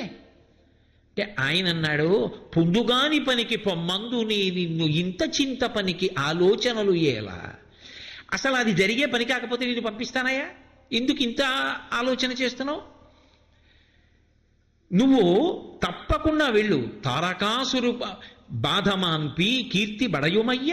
నువ్వు వెళ్ళి బాణాలు వేస్తే పార్వతీ పరమేశ్వరుల మధ్య ప్రేమ అంకురిస్తే కుమారుడు కలిగితే, ఆ కుమారుడి వలన తారకాసుర సంహారం కలిగితే, దేవతలందరూ సంతోషపడితే దానికి కీర్తి అంతా కూడా మన్మధుడికి కట్టబెట్టబడుతున్నప్పుడు నువ్వు కీర్తి వహించావు. కాబట్టి నా మాట విని బయలుదేరన్నాడు. ఆయన పాపం చాలా దిగులు చెందాడు. ఆయన ఏం వెంటనే వెళ్ళలేదు. ఆయన చాలా దిగులుగా వెళ్ళి ఇంట్లో కూర్చున్నాడు. కూర్చుంటే రతీదేవి వచ్చి ఆవిడంది, ఎందుకు అలా ఉన్నారు? మన్మధుడు అంటేనే సంతోషంగా ఉంటాడు. అలాంటిది ఆయన దిగులుగా ఉండడం ఏమిటి? ఆయన బాణం పడితే సంతోషం, ఆయన సంతోషం. అటువంటిది ఆయన దిగులుగా ఉండడం ఏమిటి? అందుకని రతీదేవి అడిగింది, ఏమిటి అంత దిగులుగా ఉన్నారు ఎందుకని అడిగింది. అయితే ఆయన అన్నాడు, శంకరుడు తపస్సు చేస్తున్నాడు హిమాలయాల మీద, పార్వతీదేవి పరిచర్య చేస్తోంది, దేవేంద్రుడు నన్ను పిలిచి ఆజ్ఞాపించాడు, నీకు వసంతుడిని తోడు పంపిస్తాను, నువ్వు వెళ్ళి పరమశివుడి మీద పుష్పబాణాలు వేయమంటున్నాడు. ఎలా? నేను వెళ్ళి వేసి ఆయన్ని ఓడించడం నా తరం అవుతుందా అన్నాడు. వెంటనే రతీదేవి అంది, ఏమని చెప్పవచ్చు? అతడెంతటి వాడని పల్కవచ్చు. ఈ భూమియు ఆకాశంబు జలపూరము అగ్ని ఆత్మయున్ గాలియు సోముడున్ ఆతడు తాను బ్రహ్మయున్ తామరసాక్షుడున్ అతని తత్వము కానరు నీకు శక్యమే. ఏమనుకుంటున్నావు శంకరుడంటే? ఏమని చెప్పవచ్చు? అసలు ఏమని చెప్పచ్చు పరమశివుడి గురించి? ఏమని చెప్పవచ్చు? అతడెంతటి వాడని పేర్కొనవచ్చు. ఆయన ఎంతటి వాడో చెప్పడం ఎవరికి కుదురుతుంది? ఆయన గొప్పతనం చెప్పగలిగిన వాడు ఉంటాడు ఆ లోకంలో? మహామహులకి సాధ్యం కాలేదు. ఇంకా నువ్వు ఆయన మీదకి యుద్ధానికి ఎడతావా? ఆయన ఎవరో తెలుసా? ఈ భూమియు ఆకాశంబు జలపూరము ఆత్మ అగ్నియున్ గాలియు సోముడున్ తామరసాక్షుడున్ ఆతడు తాను. ఆయనని ఎదిరించి నిలబడగలిగినటువంటి వాళ్ళు భూమి, ఆకాశము, అగ్ని, నీరు, నిప్పు ఎవరికీ సాధ్యం కాదు. అటువంటిది నువ్వు వెళ్ళి ఆయన మీద బాణం వేస్తావా? ఒక్కనాటికి వెళ్ళకు, నా 5వ తనంతో చెలగాటం ఆడుతున్నావు. తప్పదు, వెళ్ళి తీరాలన్నాడు. నేను వస్తాను పదండి. రతీదేవి కూడా బయలుదేరింది. రతీదేవి, మన్మధుడు, వసంతుడు అందరూ బయలుదేరారు. అకస్మాత్తుగా వసంత ఋతువు కింద మారింది. చైత్ర శ్రీమాన్ యమ్మాస పుణ్య పుష్పితకానన యవ్వరాజ్యాయ రామస్య సర్వం మే ఓపకల్ప్యతాం అంటారు. మనసంతా కూడా పరవశం పొందేటట్టుగా ఒక్కసారి వసంత ఋతువు వచ్చి ప్రకృతి అంతా మంచి శోభస్కరంగా మారిపోయి, పరమశివుడు తపస్సమాధిలో ఉన్నాడు. ఆయన ఏదో బహిర్ముఖుడయ్యాడు. పార్వతీదేవి దగ్గరికి వచ్చింది, ఏదో పూల సజ్జ అందిస్తోంది. అదే అదునుగా చేసుకున్నాడు. బాణం వేస్తే మన్మధుని యందు కామము ప్రకోపిస్తుంది. అప్పుడు ఆయన పార్వతీదేవి వంక చూస్తే ఒండురుల యందు అనురక్తి కలుగుతుందని జాగ్రత్తగా కూర్చుని, ఆయనది చెరుకు విల్లు, ఆ చెరుకు విల్లు బాణాన్ని సంధించి పుష్పబాణాన్ని విడిచిపెట్టాడు. తిన్నగా వెళ్ళి శంకరుడి మీద పడింది. ఆయన ఎందు తటాలున వికారం కలిగింది. వికారం కలగ్గానే ఆయన అంతఃపరిశీలనం చేశాడు. నేను తపస్సు ఎందుండగా నా మనస్సు ఎందు వికారం ఎందుకు కలిగింది అని. ఎవడో హద్దు మీరాడు అని చూశాడు, ఇక్కడెక్కడైనా మన్మథుడున్నాడా అని. పొదచాట్న కూర్చుని రెండో బాణాన్ని వింటినారికి తొడిగి లాగుతున్నాడు. భుగభుగమను పెనుమంటలు భగభగమని మండనంత బ్రహ్మాండంబుల్ దిగుదిగులు దిగులు దిగులన తెగిమరుపై చిచ్చుకన్ను దేవుడు విచ్చాను. హద్దు మీరావు. ఏమిటి చేసిన తప్పు మన్మథుడు? దేవకార్యమేగా చేస్తున్నాడు. కుమార సంభవం జరిగితే తారకాసుర సంహారం కదా జరుగుతుంది. అంటే నేను ఒక్క మాట చెప్తాను, పవిత్రంగా అర్థం చేసుకోండి. అంతకన్నా మాట్లాడడం నా చేత కాదు, ఎవరికీ సాధ్యం అవుతుందని నేను అనుకోవట్లేదు. కానీ నాకన్నా పవిత్రంగా మాట్లాడగలిగిన పెద్దలు ఉండొచ్చు. ఒక్క మాట చెప్తాను. నా కొడుకు పెరిగి పెద్దవాడైతే ఒక వయసు వచ్చిన తరువాత వాడి యొక్క కామము ధర్మంతో ముడివేయడం కోసం వాడికి సంబంధం చూసి, పిల్లని చూసి పెళ్లి చేసి వాడికి శోభన కార్యాన్ని నేను ఏర్పాటు చేయొచ్చు. అది నా అధికారం. కానీ నా కామము గురించి ఆలోచించేటటువంటి అధికారము నా కుమారునకు ఉండదు. అలా ఏ ఒక్క క్షణంలో వాడు ప్రవర్తించినా వాడి హద్దు వాడు మీరినట్టు. వాడి గురించి ఆలోచిస్తే నేను ధర్మం చేసినట్టు. నా కొడుకు కోడలు అన్యోన్యంగా ఉండాలి, సంతోషంగా ఉండాలని నేను ఆలోచిస్తే నా ధర్మం. నేను నా భార్య విషయంలో దాంపత్యం గురించి నా కొడుకు మాట్లాడితే, మా మధ్య ఉండవలసిన కామం గురించి వాడు ప్రతిపాదన చేస్తే వాడి హద్దు ఖచ్చితంగా వాడు మీరినట్టు, వాడు శిక్షార్హుడు. నోటి వెంట కూడా పలకడానికి వీల్లేదు. పూజనీయులు తల్లిదండ్రుల యొక్క స్థానం. మన్మథుడు అతిక్రమించలా? వెయ్యచ్చా శంకరుడి మీద బాణం? శంకరుడికి కామం కల్పించేంత మొనగాడా? పార్వతీదేవి యందు అనురక్తుణ్ణి చేస్తాడా? ఈయన బతుకెంత, ఎలా పుట్టాడు, ఆయన మీద బాణం వేయడమా? నిష్కారణంగా తెరవలేదు. హద్దు మీరిపోయావు, చాలా దూరం వెళ్ళిపోయావు. లోకమునకంతటికీ పాఠం చెప్పాడు. ఎంత మర్యాదతో బ్రతికే జాతో నిరూపించాడు. ఎవరు ఎలా మాట్లాడాలో అలాగే మాట్లాడాలి తప్ప పిల్లలు తల్లిదండ్రుల విషయంలో హద్దు మీరి మాట్లాడడానికి వీల్లేదు. కాబట్టి భుగభగమను పెనుమంటలు భగభగమని మండనంత బ్రహ్మాండంబుల్ దిగుదిగులు దిగులు దిగులన తెగిమరుపై చిచ్చుకన్ను దేవుడు ఇచ్చాడు. మూడో కన్ను తెరిచాడు. అందులోంచి భుగభుగమను పెనుమంటలు, పెద్ద మంటలు బయలుదేరాయి. అదొక్క మన్మథుడి మీదకే వెళ్ళదు. అది దిగుదిగులు దిగులు దిగులన బ్రహ్మాండములన్నీ దిగులు చెందిపోయి అంత పెద్ద ప్రళయాగ్ని లాంటి అగ్నిహోత్రం బయలుదేరి మన్మథుడి మించెళ్ళింది. బూది కుప్పై కింద పడిపోయాడు. ఎవరు దోషం చేశారో వాళ్ళ వరకే అది. అంత పెద్ద మంట లోకంలోకి వెళ్ళింది.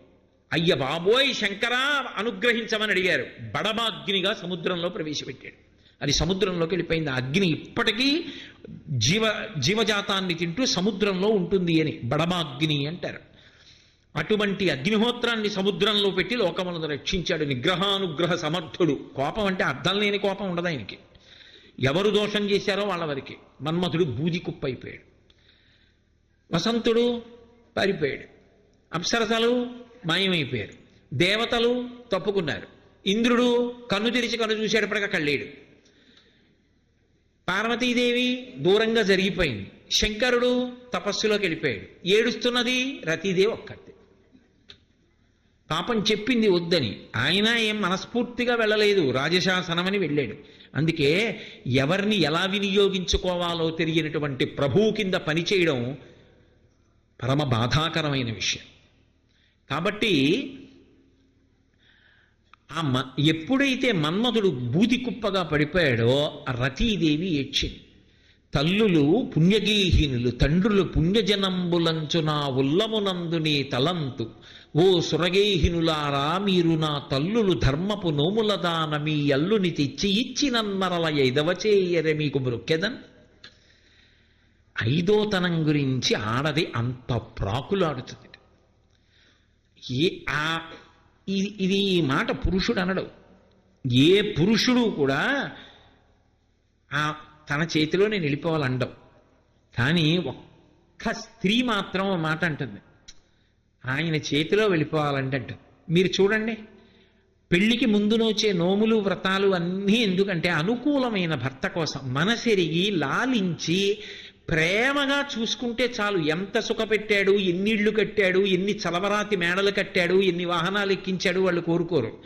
ప్రేమగా చూస్తాడా, అదొక్కటి చాలు. పట్టాభిషేకం చేసినట్టు సంతోషపడిపోతారు.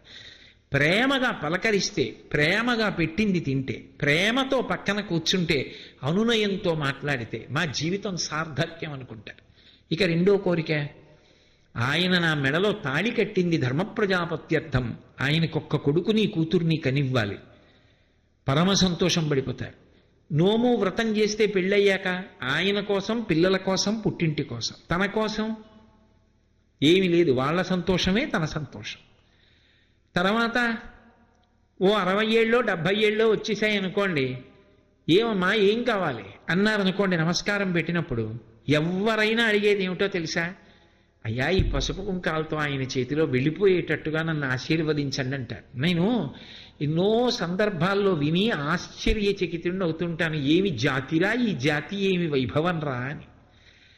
ఆయన చేతిలో వెళ్ళిపోవాలి, ఆయన ఒళ్ళో తలపెట్టుకుని వెళ్ళిపోవాలి. ఇంకొకలా నేను ఉండకూడదు అని కోరుకుంటారు. రతీదేవి ఇదే మాట ప్రతిపాదన చేసింది, ఈ జాతి గౌరవాన్ని. తల్లులు పుణ్యగేహినులు, ఆ దేవతల భార్యలు నా తల్లులు, తండ్రులు పుణ్యజనంబులంచు నా ఉల్లమునందునే తలంతు. పుణ్యజనులందరూ నా తండ్రులు, పుణ్యజనుల భార్యలు నా తల్లులు అని నమ్ముతాను. ఓ సురగేహినులారా, ఓ దేవతల భార్యలలారా, ధర్మపు నోముల దాన మీకు కూతురను.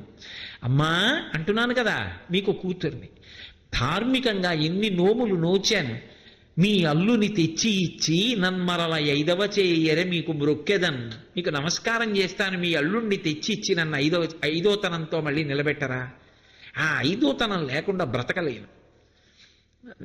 కాళీయమర్దన ఘట్టంలో కృష్ణ భగవానుడితో కాళీయుని భార్యలు ఒక మాట అంటారు, మిమ్ము పెండ్లి ఏదో చిన్ననాటి పెండ్లి కాదు అంటారు. మాకు మళ్ళీ భర్తల్నిచ్చి మళ్ళీ పెళ్లి చేసినట్టే, మా భర్తల్ని బ్రతికించవయ్యా, తాండవం ఆపవయ్యా, చచ్చిపోతాడయ్యా కాళీయుడు. కాబట్టి మళ్ళీ మాకు చిన్ననాటి పెండ్లి కాదు, నీవు చేయు పెండ్లి నిత్యంబు భద్రంబు. చిన్నప్పుడు మా నాన్నగారు చేశారు పెళ్లి, ఇదిగో నువ్వు తాండవం చేస్తున్నావు, పోతాడు. నువ్విప్పుడు వదిలిపెట్టేస్తే నిత్యము భద్రము, మా 5వ తనం మిగులుతుంది, మిగల్చవా అని అడిగారు. అలా అడిగింది. నన్మరల 5వ చేయరే మీకు మొక్కెదన్. ఏదో పరమశివుడు ప్రశాంతంగా కూర్చుని పాపం రతీదేవి ఏడుస్తుంటే దూరంగా మిణుకుమంటూ ఎవరో నిలబడి పాపం బాధపడుతున్నారు. రారే ఏడుపుమాన్పరే మధురిపున్ రప్పింపరే కావరే పోరే సిరికి నా పుణ్యంబు వినిపింపరే నా కుయ్యెరిగింపరే తేరే మంగళసూత్ర బంధనము మీకెంతేని పుణ్యంబగున్ తేరే దేవర వేడినా పెనిమిటిన్ దీర్ఘాయుషోపేతుగా ఈరే మంగళసూత్ర బంధనము మీకెంతేని పుణ్యంబగున్. రతీదేవి అంత బాధపడి, అందుకే పార్వతీ కళ్యాణ ఘట్టానికి ఉన్న గొప్పతనం ఏమిటో తెలుసా? అటువంటి స్థితిని పొందిన ఆవిడ్ని 5వ తనం ఇచ్చి కాపాడింది ఆ తల్లి. అందుకే పార్వతీ కళ్యాణం విన్నంత మాత్రం చేత అనుగ్రహిస్తుంది. ఆ రతీదేవి అడిగింది, ఆవిడంది, రారే ఏడుపు మాన్పరే. అయ్యో అందరూ పారిపోయారు, కనీసం నా ఏడుపు మాన్పించేవాళ్ళు లేరు. ఏడుపు మాన్పరే మధురిపున్ రప్పింపరే. మా మామగారు మహానుభావుడు శ్రీ మహావిష్ణువు, వెళ్ళి చెప్పి ఆయన్ని తీసుకురారా, ఆయన మాట వింటాడు శివుడు. మధురిపున్ రప్పింపరే పోరే సిరికినా పుణ్యంబు వినిపింపరే.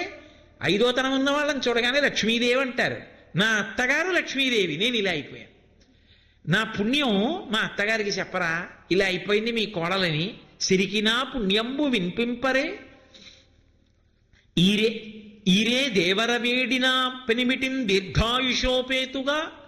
అదిగో ఆ శంకరుణ్ణి వేడి మళ్ళీ ఆయన ప్రసన్నుడయ్యేటట్టుగా చేసి, ఆ బూది కుప్పలోంచి మళ్ళీ నా భర్త బ్రతికేటట్టుగా చేసి దీర్ఘాయుష్మంతుడిగా నా భర్తను నాకు ఇవ్వరా?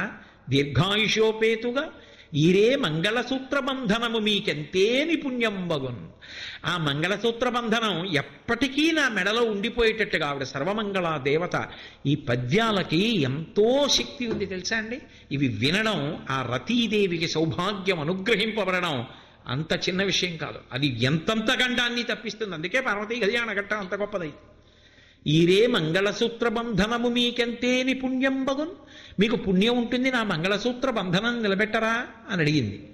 అడిగితే ఆయన మహాదేవుడు అలాగే తపస్సులో ఉన్నాడు. ఎవరు వస్తారు? ఆయన కోపానికి ఎదురు నిలబడి అడిగగలిగిన మొనగాడు ఎవరుంటాడు? ఎవరు రాలి. కానీ జగన్మాత వింది. తరుణీ అగమవందిత భగవతి తల్లి జగన్మోహిని. ఆమె అప్పటికి కన్యలా నటిస్తోంది. కానీ ఆమెకి తెలుసు కదా. ఆమె ఆలోచించింది, అయ్యో పిచ్చి తల్లి ఎంత ఏడుస్తోంది.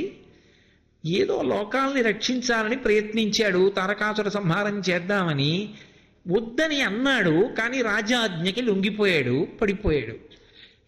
ఇప్పుడు లోకములకన్నిటికీ ఒక పెద్ద ఉపద్రవం వచ్చేసింది. ఏమిటి ఉపద్రవం? మన్మధుడు లేడు. మన్మధుడు లేడు కాబట్టి మన్మథ బాణములు వేసేవాడు లేడు. మన్మథ బాణములు పడవు కాబట్టి ఎవ్వరి యందు కూడా మనసులలో ఉత్సాహం లేదు. మనసులలో ఉత్సాహం లేదు కాబట్టి కామం లేదు. కామం లేదు కాబట్టి స్త్రీ పురుషుల మధ్య ఆకర్షణ లేదు. ఆకర్షణ లేదు కాబట్టి సంయోగం లేదు. సంయోగం లేదు కాబట్టి సృష్టి లేదు. సృష్టి లేదు కాబట్టి శరీరాలు లేవు. శరీరాలు లేవు కాబట్టి జీవులకు పాపపుణ్యాలు పోగొట్టుకోవడానికి శరీరాలు లేవు. చక్రం ఆగిపోయి జనమరణ చక్రం. మరి ఈ జీవులందరూ అలా ఉండిపోయారు. ఎలా? శరీరాలు. అటు లోకానికి ఉపకారం చేయాలి, ఇటు ఆవిడికి ఉపకారం చేయాలి. రేపు పొద్దున్న అంటే నేను కాల్చేవాణ్ణి నువ్వు బ్రతికించేదానివా అంటే మహాపతివ్రత. అందుకు ఆవిడేం చేసిందంటేట, రతీదేవి దగ్గరికి వచ్చి ఊరడించి, నీకు కనపడతాడు దీర్ఘాయుష్మంతుడిగా, కాబట్టి బెంగ పెట్టుకోకు. నీ భర్తని బ్రతికిస్తున్నాను కానీ రూపం ఉండదు. అనంగుడై శరీరము లేనివాడై ఉంటాడు, నీకు మాత్రం కనపడుతూ ఉంటాడు, అదే కార్యం నిర్వహిస్తాడు అని మన్మధుడితో అంది. పిచ్చివాడా, నువ్వు చెరుకు విల్లు పుష్పబాణాలు పట్టుకుంటే శంకరుడు లొంగుతాడా? నేను పట్టుకుంటానని ఆ ధనస్సు ఆ బాణములే ఆవిడ తీసుకుని కామాక్షి పరదేవత లలితా త్రిపుర సుందరిగా కూర్చుంది. అప్పుడు ఆయన్ని తీసుకొచ్చి పక్కన కూర్చోబెట్టుకుని లోకమునకు తల్లిదండ్రులుగా కూర్చున్నారు. ఇప్పుడు మన్మధుడు కంటికి కనపడకుండా బాణములు వేసి మళ్ళీ లోకంలో సృష్టి జరగడానికి కారణమయ్యాడు. ఇంత ఎలా అనుగ్రహించిందిట? ఇలా అని కాదు, అలా కూర్చున్నది అలా వెళ్ళిపోతున్నట్టుగా వెళ్ళిపోతూ రతీదేవి ఏడుపు విని ఇలా చూసిందిట. అంతే, ఇదంతా జరిగిపోయింది. శంకరాచార్యులు వారు సౌందర్యలహరిలో చెప్తూ, ధను పౌష్పం మౌర్వీ మధుకరమయీ పంచవిశిఖ వసంతు సామంతో మలయమరుదాయోధనరద తథాప్యేక సర్వం హిమగిరిసుతే కమపి కృపాం అపాంగత్తే లబ్ధ్వా జగదమనంగో విజయతే అన్నారు. ధను పౌష్పం, ఆ మన్మధుడి యొక్క విల్లు చూస్తే పువ్వులతో ఉంటుంది. అదేంటండి ఇందాక చెరుకు విల్లు అన్నారు కదా అంటే, పువ్వుల యొక్క విల్లు కూడా పట్టుకుంటాడు అని అమరకోశంలో ఉంది, పుష్పధన్వి అని. కాబట్టి ధన పౌష్పం, పువ్వులతో చేసినటువంటి ధనస్సు. మధుకరమయీ, వెనకాతల వింటినారేమో తుమ్మెదలతో చేయబడి ఉంటుంది. ఎక్కడైనా ముందు పువ్వులు ఇలా ఉంటే వెనక తుమ్మెదలన్నీ ఫాల్ ఇన్ లైన్ అంటే ఇలా తీగల నించుంటాయా? ఎలా నించుంటాయి? ఓ వేళ నించున్నాయి అనుకోండి, బాణం పెట్టి లాగాలంటే వింటినారి వెనక్కి వెళ్ళాలా? రెండు తుమ్మెదల మధ్యలోంచి బాణం వెనక్కి వస్తుంది కానీ అవి సాగుతాయా? స్థితిస్థాపక శక్తి ఏది? ఎలాస్టిసిటీ ఏది? కాబట్టి ఆ ధనస్సు ఎందుకైనా పనికొస్తుందా? పోనీ బాణాలు గొప్పవండి, ఏదో రౌద్రాస్త్రం, ఆగ్నేయాస్త్రం, బ్రహ్మాస్త్రం, వారుణాస్త్రం ఇటువంటివి వేస్తాడా అందామంటే పంచవిశిఖ 5 పుష్పబాణాలు వేస్తాడు. ఆ పువ్వులవి అవి వచ్చి తగులుతాయి, ఎరుగుపోవచ్చు, సంతోషంగా ఉంటుంది. ఎందుకవి ఏం చేస్తాడు లోకంలో? అన్నీ బలహీనతలే. పంచవిశిఖ వసంతు సామంతో, పోని స్నేహితుడు చాలా బలవంతుడండి, అందుకని భయం. ఆయన స్నేహితుడు కాబట్టి ఆయన జోలికి వెళ్ళరందామా? వసంతుడు స్నేహితుడు. వసంతుడు ఎప్పుడు ఉంటాడు? చైత్రము వైశాఖము, ఇంకా తర్వాత కనపడ్డ మళ్ళీ. అంత గొప్ప స్నేహితుడు. ఎప్పుడూ కళ్ళల్లో పెట్టుకు చూసుకుంటూ ఉంటే స్నేహితుడు ధైర్యం. కానీ ఎప్పుడోసారి కనపడేవాడు, ఇక మళ్ళీ కనపడనేవాడు అని నమ్ముకునే ఉంటాం. కాబట్టి వసంతు సామంతో మలయమరుదాయోధనరథ, మలయ పర్వతం మించి వచ్చేటటువంటి చందనపు గాలి మన్మధుడికి రథం. ఒక్కొక్కసారి చూడండి, ఏదో ఇంట్లో కూర్చుంటాం, మంచి పాట ఎక్కడి నుంచో వినపడుతూ ఉంటుంది. మంచి పాట వినపడుతోందని ఇలా చెవిలు రిక్కించి వింటున్నారనుకోండి, జననీ శివకామిని అని వినపడింది. ఎన్నాళ్ళైందో ఈ పాట విని, చాలా బాగుంటుంది ఈ పాట అని ఇలా వింటున్నారు.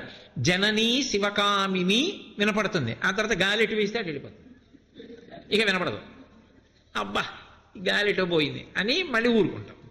మన్మధుడి రథం చందనపు గాలి, ఎదురుగుండా శత్రువు ఉన్నాడు అనుకోండి, ఆ గాలి ఇలా వెళదావు, అలా పోతుంది.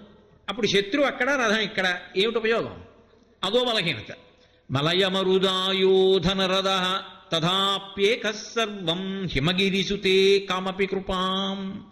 ఇన్ని బలహీనతలున్నా అమ్మా మేము మోక్షాన్ని పొందుతాం, భగవద్దర్శనం పొందుతామని చెప్పి అన్నీ విడిచిపెట్టేసి హిమాలయాలకు వెళ్ళి తపస్సు చేసుకుంటూ ముక్కు మూసుకొని కూర్చుంటున్నటువంటి వాళ్ళ మీద కూడా బాణం వేసినంత మాత్రం చేత అన్నీ విడిచిపెట్టి వాళ్ళు వశపడిపోయేటట్టుగా చేయగలిగినంత శక్తిని మన్మధుడు పొందాడంటే, అమ్మా ఇన్ని బలహీనతలున్నవాడు, పైగా అన్నిటినీ మించి పెద్ద బలహీనత శరీరం లేదు, అనంగో. ఇంత శక్తి ఎక్కడి నుంచి వచ్చిందో తెలుసా అమ్మా? లోకాలన్నిటినీ గెలుస్తున్నాడంటే అపాంగత్తే లబ్ధ్వా. ఒక్కసారి నువ్వు ఇలా చూసావు ప్రేమతో, ఇలా చూసేటప్పటికి అంత శక్తి వచ్చేసి, అమ్మా ఏమి నీ చూపు గొప్పతనం. జగదిదమనంగో విజయతే. ఆ తల్లి మన్మధుడ వంక అలా చూడ్డంలో మళ్ళీ ధర్మచక్రం తిరిగింది, మళ్ళీ సృష్టి జరిగింది. మన్మధుడికి శరీరం వచ్చింది, రతీదేవి భర్తని పొందింది, ఐదో తనం నిలబడింది, పరమ సంతోషాన్ని పొందింది. అందుకే పార్వతీ కళ్యాణ ఘట్టంలో ఇది విన్నంత మాత్రం చేత అమ్మవారి అనుగ్రహ ప్రసరణం నిలబడుతోంది. కాబట్టి అందరికీ కూడా రక్ష అని చెప్తారు. అందుకు పార్వతీ కళ్యాణ ఘట్టం చెవులు రిక్కించుకుని అంత జాగ్రత్తగా వింటుంటారు. అన్ని పవిత్ర ఘట్టాలు నడుస్తాయి కాబట్టి. తర్వాత శంకరుడు అనుగ్రహించాడు. ఒకానొక నాడు శ్రీకృష్ణ భగవానుడుగా మీ తండ్రి పరిపూర్ణావతార స్వీకారం చేసినప్పుడు లక్ష్మీదేవి అనగా ఆదిలక్ష్మి అయిన రుక్మిణితోడ క్రీడ సల్పుచున్న కృష్ణ చూచి పట్టణంబులోని ప్రజలుల్ల సిల్లిరి ప్రీతులగుచు ముక్త భీతులగుచు. ఆ రుక్మిణీ కళ్యాణం జరిగిపోయిన తర్వాత ప్రద్యుమ్నుడు అనే పేరుతో నువ్వు పుడతావు. శంబరాసురుడనే రాక్షసుడు అపహరించి తీసుకెళ్లి సముద్రంలో పడేస్తాడు. తర్వాత తిరిగి వస్తావు. వచ్చిన తరువాత నువ్వు శరీరాన్ని ప్రద్యుమ్నుడిగా పొందుతావు. అప్పటి వరకు నీకు శరీరం ఉండదు తప్ప తర్వాత శరీరం వస్తుంది అని శంకరుడు కూడా అనుగ్రహించాడు. దాని చేత రతీదేవి యొక్క సౌభాగ్యం నిలబడింది. ఇప్పుడు ధర్మచక్రం తిరిగింది, మళ్ళీ జీవులకు శరీరములు దొరికాయి. ఎందుకని? మన్మధుని యొక్క బాణములు పడుతున్నాయి కాబట్టి ఉభయుల యందు కూడా స్త్రీ పురుషుల యందు కామము కలిగి సంతోషం కలిగి దాని వలన శరీరములు పుడుతున్నాయి. శరీరములు పొంది జీవులందరూ పాపపుణ్యములను పోగొట్టుకునే అదృష్టం కలుగుతోంది. మళ్ళీ కొత్తగా పుణ్యం చేసుకోవచ్చు, చిత్తశుద్ధి పొందొచ్చు, జ్ఞానం పొందొచ్చు, మోక్షం పొందొచ్చు. అవకాశం సుగమమైంది. ఇది సరే. అంతన్కొండలరాజు నెమ్మనములో నా వార్తనాలించి వే సంతాపమున చింతనుంది ఆ మహేశ్వరుంగాంచక విషణ్ణవదనయ్యున్న తన కుమార్తెను తోడ్కొనిపోయే గిరికిన్. ఆయనేమో విన్నాడు. అంతన్కొండలరాజు నెమ్మనములో నా వార్తనాలించి వే సంతాపంబున చిన్నవోయి చని సర్వేశ్వరుంగానక అత్యంతాందోళ విచారయైన తనయం తావేగ గొంపోయే తత్కన్యారత్నము తండ్రి తోడ్కొని చనంగానేగ సీతాద్రికిన్.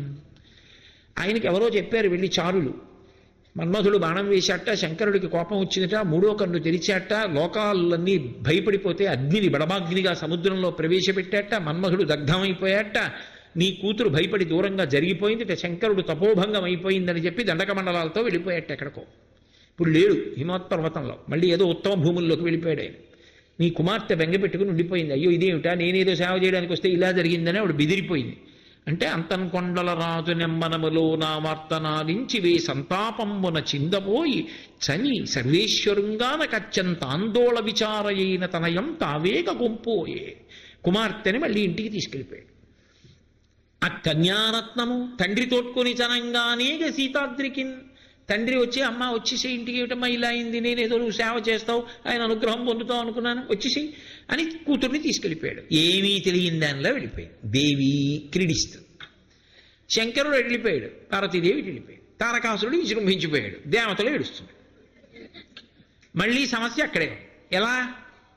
ఎవరు తాళం తీసేవాళ్ళు? ఇక ఎవరికి ధైర్యం ఆ విషయంలో జోక్యం చేసుకోవడానికి? ఇంకెవరైనా జోక్యం చేసుకుంటారా? అసలు నిజంగా దీనికి కుమార సంభవం కానీ లేకపోతే బాలకాండలో షణ్ముఖోత్పత్తి కానీ కలిపితే అయ్యే పనే. ఎంత అద్భుతంగా వర్ణించారో వాల్మీకి మహర్షి. సరే, మరి మళ్ళీ లోకాలను అనుగ్రహించాలి, ఎవరు పూనుకోవాలి? శంకరుడే పూనుకోవాలి. అందుకే ఆయన ఏం చేశాడంటే సోది చెప్పేటటువంటి స్త్రీగా మారిపోయాడు. మారిపోయి మళ్ళీ ఏ కారణం చేత ఇద్దరూ కలవవచ్చో, ఏ కారణం చేత కుమారుడు కలుగుతాడో, ఏ కారణం చేత తారకాసుర సంహారం అవుతుందో, లోకములు అనుగ్రహింపబడతాయో, లోకములకు శాంతి కలుగుతుందో ఆ దారి ఆయన చెప్పాలి. కానీ ఇప్పుడు మళ్ళీ శంకరుడుగా వచ్చి చెప్తే బాగుంటుందా? ఆ పిల్ల పరిచర్య చేస్తుంటే ఈ పిల్ల కోసమే వచ్చానంటే ఏం మర్యాదగా ఉంటుంది? అందుకని సోది చెప్పేవాళ్లే వచ్చాడు. ఆ సోది చెప్పడానికి వచ్చినప్పుడు కాకోధరాదీశ కంకణములు దాచి శంఖ కంకణములు చాలా తొడిగి సామజదనుజేంద్ర చర్మాంబరము దాచి కమనీయ కనకాంబరమును కట్టి గంగానిశానాథ కలిత జూటము దాటి కురువెంట్రుకలు కల కొప్పు కట్టి పావకరాజిత ఫలభాగము దాచి తిలకంబుతో పాలమమర చేసి చేత త్రిశూలంబు దాచి పూల సెజ్జయమర వామభాగమునందు స్త్రీ కల స్వామి వెలది వెలది అనుచు ఎగుదించే. ఆయన ఏమీ తెలియనటువంటి వాళ్ళ అప్పటి వరకు అర్ధనారీశ్వర స్వరూపంగా పక్కన ఉమాదేవితో కూడి ఉండేటటువంటి శంకరుడు, పార్వతీదేవితో ఉండేటటువంటి శంకరుడు కాకోధరాదీశ కంకణంబులు దాచి శంఖ కంకణములు చాలా తొడిగి, సోది చెప్పేవాళ్ళు ఎలా వేసుకుంటారో అలా ఆయన శంకరుడు అందరిలా కంకణాలు పెట్టుకోడు. ఆయన కాకోధరాదీశ కంకణంబులు మావి, అవేమి పిల్లపావులు బురదపావులు కాదు. కాకోధరాదీశ ఆదిశేషుడు, వాసుకి మొదలైన వాళ్ళు ఆయన చేతికి కంకణాలుగా ఉంటారు. వాళ్ళు కోరుకున్నారు, అయ్యా మీ చేతికి కంకణాలుగా ఉంటాం, మీ మెడలో ఆభరణంగా ఉంటాం, మమ్మల్ని స్వీకరించండి అని. ఆయన లోకములకు తండ్రి, సమస్త జగత్తులకు అధినాథుడు, విశ్వనాథుడు. ఆయనకి ఏదో మెడలో అది ఉండాలి ఇది ఉండాలని కోరిక ఆయనకి ఎందుకుంటుంది? లోకాన్ని అనుగ్రహించడం ఆయన లక్షణం. అందుకే అంతంత పెద్ద పావుల్ని తీసి మెడలో హారాలుగా వేసుకున్నాడు, వాటి సంతానాన్ని తీసి చేతులకి ఆభరణాలుగా పెట్టుకున్నాడు. అవి ఉంటే తెలిసిపోతుంది శంకరుడని. అందుకని కాకోధరాదీశ కంకణములు మాది శంఖ కంకణములు చాలా తొడిగి, సముద్రపుడున్న శంఖాలు దొరుకుతాయా? శంఖాలన్నీ దండల కింద గుచ్చి చేతులకి కంకణాల కింద పెట్టుకుంటారు సూర్య చెప్పేవాళ్ళు. శంఖ కంకణములు చాలా తొడిగి సామజదనుజేంద్ర చర్మాంబరము దాచి కమనీయ కనకాంబరమును కట్టి, ఆయన ఏనుగు చర్మం కట్టుకుంటాడు. అది కూడా ఎప్పుడు నెత్తురోడుతూ ఉంటుంది, మాంసం వేలాడుతూ. అది చేతకాక కట్టుకోడు ఆయన. ఒకానొకప్పుడు ఆయన కాశీపట్టణంలో కూర్చొని ఉండగా గజాసురుడని ఒక రాక్షసుడు బయలుదేరి కాశీపట్టణాన్ని అంతటినీ అతలాకుతలం చేస్తున్నాడు. ఆయన మంచి తపస్సమాధిలో ఉన్నాడు శంకరుడు. ఏమిట్రా వీడి దిక్కుమాల అల్లరి, వీడు పైగా కాశీపట్టణాన్ని పాడు చేస్తున్నాడు ఏమిట్రా అని ఆయనకి కోపం వచ్చింది. కాశీ యొక్కతే, గంగ యొక్కతే, కాశీ యొక్కతే మరియు దక్షిణ కాశీ యొక్కతే, అవి ఆయన యొక్క భార్యలతో సమానం. కాశీపట్టణం అంటే ఆయనకు అంత ప్రీతి. అందుకని ఆయన ఏం చేశాడంటే, ఎవడరా ఇలా అల్లరి చేస్తున్నాడని చెప్పి, వీడితో పెద్ద యుద్ధం ఏమిటని చెప్పి ఆ ఏనుగు రూపంలో వచ్చి అల్లరి చేస్తున్నాడు. ఆ త్రిశూలం పక్కన ఉంది, దాన్ని తీసి పోటు పొడిచాడు. పొడిచి ఇలా పైకెత్తి పక్కన పెట్టుకుని జపం చేసుకుంటుంటే ఈ త్రిశూలం మీద ఉన్నాడు వాడు. నెత్తురంతా కారిపోయింది. ఇక ప్రాణోత్క్రమణ స్థితి వచ్చింది. ఆ త్రిశూలం నుంచి విడిపించుకోలేకపోయాడు. విడిపించుకోలేక ప్రాణం పోయే ముందు శంకరుణ్ణి స్తోత్రం చేస్తానని సామగానం చేశాడు. సామవేద మంత్రాలతో స్తోత్రం చేశాడు. బుద్ధి తెచ్చుకుంటే చాలు పరవశించిపోతాడు ఆయన. ఆయన వెంటనే తల పైకెత్తి చూసి, అబ్బాయి ఎంత గొప్ప గానం చేశావురా అన్నాడు. ఆయన అన్నాడు, నాకొక్క వరం ఇవ్వండి స్వామి. ఏం కావాలన్నాడు. నా పేరు మీద లింగస్వరూపాన్ని పొందండి. కృత్తివాసేశ్వరుడు అన్న పేరుతో ఈ కాశీపట్టణంలో నా శరీరం లింగస్వరూపాన్ని పొందాలి. నేను శరీరం వదిలేసిన తర్వాత త్రిశూలం నుంచి విడిపించి తోలు ఒలిచేసి ఆ నెత్తుటితో మీరు కట్టుకోవాలి. కానీ ఇది చివికిపోకూడదు, దుర్గంధం రాకూడదు, బహుపరిమళంతో ఎప్పుడూ అలాగే ఉండాలి. మీరు కరిచర్మాంబరధారి అని పేరు పొందాలి. నా తోలు మీకు బట్ట కావాలి, నా శరీరం లింగం కావాలి, దానికి మీరు అధిష్టానం కావాలి, కాశీలో నేను ఉండాలి అని అడిగాడు. స్వస్తి, తప్పకుండా శుభం భూయా. అందుకే ఇప్పటికీ కృత్తివాసేశ్వర లింగం అని మీరు ఆ శివాలయంలోకి వెడితే ఏనుగు పడుకున్నట్టుగా ఉంటుంది శివలింగం. ఓ పక్క నుంచి చూస్తే అచ్చు ఏనుగు పడుకుందేమో అనుకుంటారు, అలా ఉంటుంది. ఆ ఏనుగు తోలు తాను కట్టుకుంటాడు. తాత్వికంగా అయితే ఏంటంటే ఏనుగు తోలు కట్టుకోవడం అంటే మాయని అణిచిపెట్టగలిగిన వాడు అని దాని అర్థం. ఆ ఏనుగు తోలు కట్టుకుంటాడు కాబట్టి మళ్ళీ వెనక్కి రండి. ఆ సోది చెప్పేటప్పుడు మరి ఏనుగు తోలు కట్టుకుంటే పట్టుకోరు, పరమశివుడని తెలిసిపోదు. అందుకని సామజదనుజేంద్ర చర్మాంబరము దాచి కమనీయ కనకాంబరమును కట్టి ఎర్రటి చీరోటి కట్టుకున్నాడు. సోది చెప్పేవాళ్ళు ఎప్పుడైనా మధ్యాహ్నం వచ్చారనుకోండి, చూడగానే ఎర్రటి బట్ట, వాళ్ళతో ఎక్కువ వాదించకుండా ఏదో ఒకటి ఇచ్చి పంపించేద్దాం అనిపిస్తుంది, అలా ఉంటుంది. అంతేగాని వాళ్ళు ఏదో తేలిక రంగు చీరలు అలా కట్టుకోరు. కమనీయ కనకాంబరమును కట్టి ఎర్రటి బట్ట కట్టుకున్నాడు. గంగానిశానాథ జటాజూటము దాచి కురువెంట్రుకలు గల కొప్పు కట్టి, తదియనాటి చంద్రరేఖతో ఉండేటటువంటి ఆ గంగతో తడిసినటువంటి కొప్పు తీసేసి, ఏదో సామాన్యంగా సోది చెప్పేవాళ్ళు వేసుకునేటటువంటి అడ్డకొప్పు అంటారు, ఇలా పక్కకేసుకుంటారే కొప్పు, అలాంటి కొప్పు ఒకటి కట్టుకున్నాడు.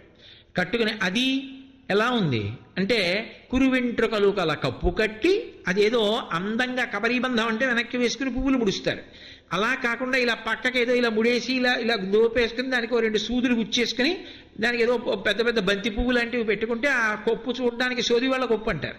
అలాంటి కొప్పు ఒకటి వేసుకున్నాడు.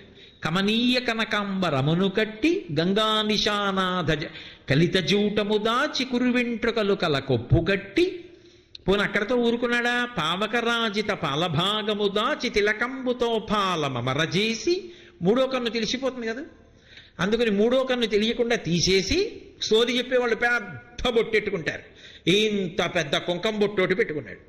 పెట్టుకుని అచ్చు సోది చెప్పేవాళ్ళు ఎలా ఉంటారో అలా తయారయ్యాడు. చేత త్రిశూల హస్తంబు, ఒంటికి ఎప్పుడు విభూతి అలదుకొని ఉంటాడు కదూ, అందుకని చెప్పి ఆ విభూతి అంతటినీ కూడా శరీరం నుంచి తీసేసి పసుపు రాసి, ఆ విభూతి స్థానంలో ఒళ్ళంతా పసుపు రాసేసుకుని ఎర్రటి బట్ట కట్టుకుని ఇంత పెద్ద బొట్టు ఎట్టుకుని ఆ వీణ ఒకటి చేతిలో పట్టుకుని తంబూరా వస్తుంటే ఎలా ఉంటాడో మీరే ఆలోచించండి. అచ్చు సోరి చెప్పేదానిలా చేతి నిండా శంఖ కంకణాలు ఇవన్నీ పెట్టుకున్నాడు. పెట్టుకుని చేత త్రిశూల హస్తంబు దాచి పూల సజ్జయమర, ఆ త్రిశూలం తీసేసి ఆ చేతిలో దానికి బదులుగా ఓ పెద్ద పూల బొట్టు ఒకటి పట్టుకున్నాడు.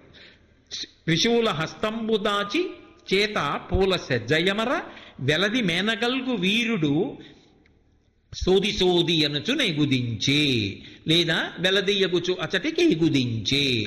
అర్ధనారీశ్వర స్వరూపంగా శరీరంలో ఎడం వైపు స్త్రీ ఉండేటటువంటి శంకరుడు ఆ భాగాన్ని కూడా స్త్రీ శరీరంగా మార్చేసి, ఆయన ఏమీ తెలియని వాళ్ళ సోది చెప్తానమ్మా అంటూ ఆ తంబూరా మోగించుకుంటూ ఓ 2 తీగలతో ఉంటుంది, అది ఆ చిన్న గుమ్మడికాయతోటి అది మోగించుకుంటూ వస్తున్నాడు. చూసింది మేనకాదేవి, అయ్యో ఏమిటో ఈ పిల్లని పంపించాం ఆ శంకరుడి దగ్గరికి, ఆ మన్మధుడేమో బాణం వేశాడు, ఆయనకి కోపం వచ్చింది, 3వ కన్ను తెరిచాడు, పెద్ద అగ్నిహోత్రం వచ్చింది, పిల్ల బెదిరిపోయింది, ఇంటికి తీసుకొచ్చేసాం. పాపం అనుకుంటోంది, ఆవిడికి భయం ఏమిటి, భయాలు పోగొట్టగలిగిన తల్లి ఆవిడే. అందుకని పాపం పిల్లకి అసలు ఏమిటో దీని భవిష్యత్తు ఎలా ఉంటుందో ఏమిటో చాలా బెంగగా ఉంది, 10 మంది ఏమని చెప్పుకుంటారో ఏమిటోను. అందుకని చెప్పి ఓసారి సోది చెప్పిస్తే అసలు తెలుస్తుందని చెప్పి ఆ సోది చెప్పే అమ్మిని తీసుకొచ్చి కూర్చోబెట్టి సోది చెప్పించి, ఆయన సోది చెప్పే స్త్రీ రూపంలో వచ్చి ఆమె యొక్క భవిష్యత్తు చెప్పాడు. కువలయలోచన కొన్ని దినంబులు కొండరలాజింట నుండగలవు, ఉండి వనంబునకు నువితతో నీగియు శివునకై తపమర్ధి చెయ్యగలవు, తపమర్ధి చేసిన తలలాక్షి నినుగూర్చి మీనాంక వైరియు మెచ్చగలడు, మెచ్చి సంభావించి మీ తండ్రి ఇంటను వేడుక నిని పెండ్లి ఆడగలడు, పెండ్లి ఆడి అర్ధాంగలక్ష్మివై సకల భువన రాజ్య సంపదలను పొంది మోములారుగల సుతునికి తల్లివై మొదమున నుండగలవు ఓ ధవళ నేత్ర అన్నాడు. ఓ పిల్లా, నువ్వు కువలయలోచన కొన్ని దినంబులు కొండల రాజింట నుండగలవు, నువ్వు కొన్నాళ్ళు మీ నాన్నగారింట్లో ఉంటావు ఈ హిమవంతుని యొక్క అంతఃపురంలో, కొంతకాలం అయిపోయిన తర్వాత చిలికెత్తెలతో కలిసి మళ్ళీ అరణ్యానికి ఎడతావు, వెళ్ళి అరణ్యంలో పరమశివుడి గురించి తపస్సు చేస్తావు. ఈసారి నువ్వు చేసిన తపస్సుకి మీనాంక వైరియు మెచ్చగలడు. మీనాంక వైరి అంటే మన్మధునికి శత్రువు. మళ్ళీ వెనక కథని గుర్తు చేస్తున్నాడు. అలా బాహ్య సౌందర్యాలకి మన్మథ బాణాలకి లొంగిపోయేవాడు కాదమ్మా, తపస్సు చేసి అంతఃసౌందర్యంతో అపర్ణవై ఆకులు కూడా తినకుండా ఎండిపోతే ఆ సౌందర్యానికి మెచ్చుకుంటాడు.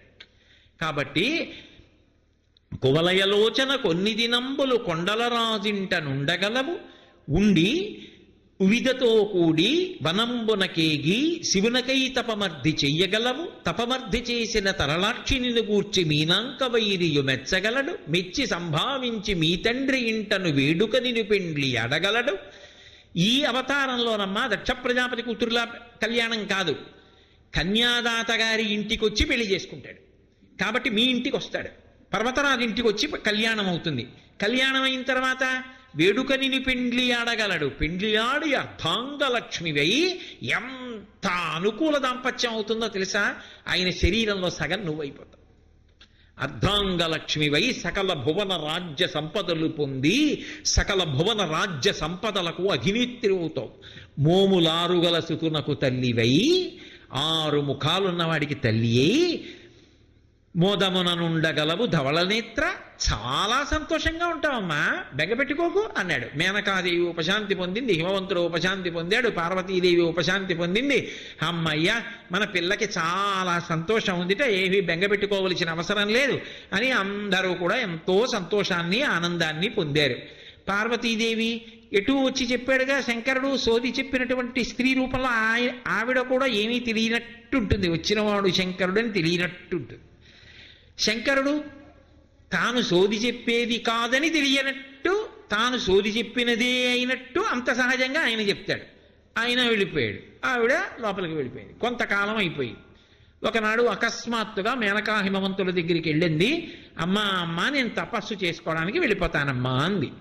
ఉమా అంది తల్లి. వద్దమ్మా అంది.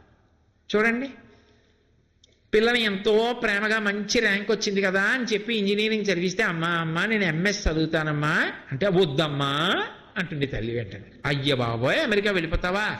వద్దమ్మా, నీకు పెళ్లి చేసేస్తామే, హాయిగా సంతోషంగా కళ్ళ ముందు ఉండవే, ఎందుకే కావాలంటే ఇక్కడ ఎంటెక్ చదువుకో, నీ ఇష్టం, నాన్నగారికి చెప్పి ఎక్కడైనా చదువుకో, హాస్టల్లో పెడతాను కానీ వద్దమ్మా అమెరికా అంటుంది. చూడండి, ఏమో ఈ రోజుల్లో మరి వెళ్ళమ్మా అంటున్నారేమో నాకు తెలియదు. కాబట్టి వద్దమ్మా అంటారని నేను అనుకుంటున్నాను మరి. కాబట్టి ఉమా, ఇంత సౌందర్య రాశివి, ఆడపిల్లవి, అరణ్యానికి వెళ్ళి తపస్సు చేస్తావా? ఉమా వద్దమ్మా అంది. ఉమా తపస్సు చెయ్యవద్దు అని మేనక చేత అనిపించి ఉంది కాబట్టి అది పేరైంది. ఉమా కాచాయని గౌరీ కాళీ హైమవతీశ్వరి శివా భవాని రుద్రాణి అని అమ్మవారి నామాలు కదా. కాబట్టి ఉమా అందుకొచ్చింది ఆ నామం. ఉమాదేవి ఎంతో గొప్ప పేరు అది, ఉమాదేవి అన్న పేరు. కాబట్టి ఆ తల్లి ఉమా అని పేరు పొంది హఠం చేసింది. లేదు, నేను శంకరుడి గురించి తపస్సు చెయ్యవలసిందే, తప్పకుండా తపస్సు చేయడానికి పెడతాను అని. సరే, అంత హఠం చేస్తున్నావు, తప్పదు, వెళ్ళి అయితే శంకరుడి గురించి తపస్సు చెయ్యి అని చెలికెత్తెళ్ళందరినీ తీసుకుంది. హిమవత్ పర్వత ప్రాంతంలో అరణ్య ప్రాంతానికి వెళ్ళింది. వెళ్ళి ఘోరమైనటువంటి తపస్సు మొదలుపెట్టింది. ఇక బాహ్య ప్రపంచంతో సంబంధం మొదలుపెట్టేసింది. ఇది పగలని ఇదిరేయని ఇది చలి ఇది ఎండ వాన ఇది అని సతిత మనమున తలచక పదపడి తపంబు జరిపే అనేక యుగంబుల్ అనేక వత్సరంబుల్. ఆ తల్లి ఇది పగలని లేదు, ఇది రేయని లేదు, ఇది చలియని లేదు, ఇది వానని లేదు, ఏ ఋతువు ఎలా ఎండగా ఉంది ఎలా వానగా ఉంది ఏమీ సంబంధం లేదు. ఇది పగలని ఇది రేయని ఇది చలి ఇది ఎండ వాన ఇది అని సతిత మనమున తలపక పదపడి కాలంబు జరిపే పరమతపంబున్. ఆమె మనసులో ఏమీ పట్టించుకోకుండా శరీరం ఎంత శోషించిపోతున్నా, అంత చలిగాలి కొట్టేస్తుంటే అందులో హిమాలయ పర్వత ప్రాంతం గట్టిగా ఇక్కడ చలిగాలి వేస్తేనే పైన చాందిని లేకపోతే బెంగెట్టుకుంటాం. అలాంటిది హిమవత్ పర్వత ప్రాంతంలో కన్యకామణి తపస్సు అంటే మాటలండి. అటువంటిది వాన లెక్క చేయలేదంటే అసలు వాన పడుతోందనా మీకు తెలియలేదు. అంత అంతర్ముఖత్వాన్ని పొందింది శివుణ్ణి లోపల ధ్యానం చేస్తూ. పగలు ఎండని లేదు, రోహిణీ కార్తెని లేదు, అగ్నిహోత్రం అని లేదు, చలి లేదు, వాన లేదు, రాత్రి లేదు, పగలు లేదు. ఆమె అలా తపస్సు చేస్తూనే ఉంది. తపో కామాక్షి అని ఇప్పటికీ ఉంటుంది. కామాక్షి పరదేవత దేవాలయానికి వెళితే ఆ ఎదురుగుండా అరుగు మీద నిలబడితే లోపల కామాక్షి కనపడుతుంది. కొద్దిగా ఇలా బాగా పక్కకొచ్చి చూస్తే పక్కన ఒంటి కాలు మీద నిలబడి ఈ కాలు తీసి మోకాలు మీద పెట్టి నిలబడి తపస్సు చేస్తున్న తపో కామాక్షి కనపడుతుంది. ఇలా కుడిపక్కకి తల తిప్పి చూస్తే శుక్రవార మంటపంలో వచ్చి విజయం చేసేటటువంటి తల్లి ఉత్సవ కామాక్షి కనపడుతుంది. ఇలా వెనక్కి తిరిగి చూస్తే గోపుర కామాక్షి కనపడుతుంది. ఇలా చూస్తే ఎడం పక్కన తుండీరు మహారాజు కనిపిస్తాడు. కొద్దిగా అలా తల తిప్పితే మహాస్వామి వారు వేసినటువంటి స్వర్ణచక్రం రాజశ్యామల ఆవిడ కనపడుతుంది. ఇంకొంచెం ముందుకెడితే అన్నపూర్ణ కనపడుతుంది. వెనక నుంచి లోపలికి వస్తే గాయత్రి మంటపం. గాయత్రి మంటపంలో నిలబడితే మళ్ళీ కామాక్షి, అరూపలక్ష్మి, ఇటు సౌందర్యలక్ష్మి, ఇక్కడ కన్నన్ స్వామి, అక్కడ సంతాన గణపతి, అక్కడ వారాహి, స్తంభంలో కన్నం, కన్నంలో వేలు పెడితే మెత్తగా తగులుతుంది, అదే నాభీస్థానం కామాక్షి. కాబట్టి తపో కామాక్షి, మాంగాట్ కామాక్షి అని చెన్నై దగ్గర ఉంది, అక్కడ కూడా తపో కామాక్షి. అలా తల్లి తపస్సు చేస్తోంది. ఎంత తపస్సు చేసినా శంకర సాక్షాత్కారం కలగకపోతే ఆవిడ ఆకులు తినడం కూడా మానేసింది. కొన్నాళ్ళు ఆకులు మాత్రమే, ఓ 2-3 ఆకులు తిని తపస్సు చేసింది. ఆకులు తినడం కూడా మానేసింది అంటే ప్రయత్నపూర్వకం అని కాదు, మానేసింది అంటే అసలు మరిచిపోయింది, ఇంకా ఆహార ధ్యాస కూడా పోయింది. ఆకులు కూడా తినడం మానేసి శంకరుడు గురించి తపస్సు చేసినటువంటి ఆ రూపానికి అపర్ణ అని పేరు. అపర్ణగా దర్శనం ఉండదు ఎక్కడ. అపర్ణగా అంటే శోషించిపోయి ఉండాలి. ఎలా? కానీ కనపడుతుంది, ప్రతి చోట కనపడుతుంది. ఎక్కడ కనపడుతుంది? గ్రీష్మ ఋతువులో ఆకులు లేని చెట్టు అపర్ణ. కదలకుండా ఉండిపోయి స్థాణువుగా ఎండిపోయి ఉంటుంది. మీరు రైల్లో బస్సులో ఎడుతుంటే కొన్ని చెట్లు ఎండిపోయి ఉంటే ఆకులు ఉండవు. స్థాణుహు, ఇక అది కదలదు, అది శంకరుడు. అపర్ణ పార్వతీదేవి. దాని యొక్క కాండమే స్కందుడు, సుబ్రహ్మణ్యుడు, అన్నీ అందులోనే ఉంటాయి. శివకుటుంబం అలా చూడాలి. శివకుటుంబం ఎండిపోయిన చెట్టులో కనబడతాడు. నమస్సో అదే మామూలుగా బయట అయితే వృక్షేభ్యో హరికేశేభ్య పశూనాం పతయే నమో నమో అంటారు. ఆకుపచ్చని చెట్టులో ఆకుపచ్చతనం ఆయన్ని. కాబట్టి అపర్ణ అని పేరు పొందింది. గొప్ప తపస్సు చేస్తోంది. అంత తపస్సు శంకరుడి కోసం. ఇంత తపస్సు చేస్తే వచ్చాడు శంకరుడు. ఏ రూపంలో వచ్చాడు? అదో చమత్కారం. ఆయన చేసే విన్యాసాలు అనన్య సామాన్యం. పార్వతీ కళ్యాణం మలుపులు అంత అద్భుతం. అసలు అంత గొప్ప మలుపు తిరిగిపోయింది అక్కడ పార్వతీ కళ్యాణం. అసలు అటువంటి మలుపు ఎక్కడ కనపడదు.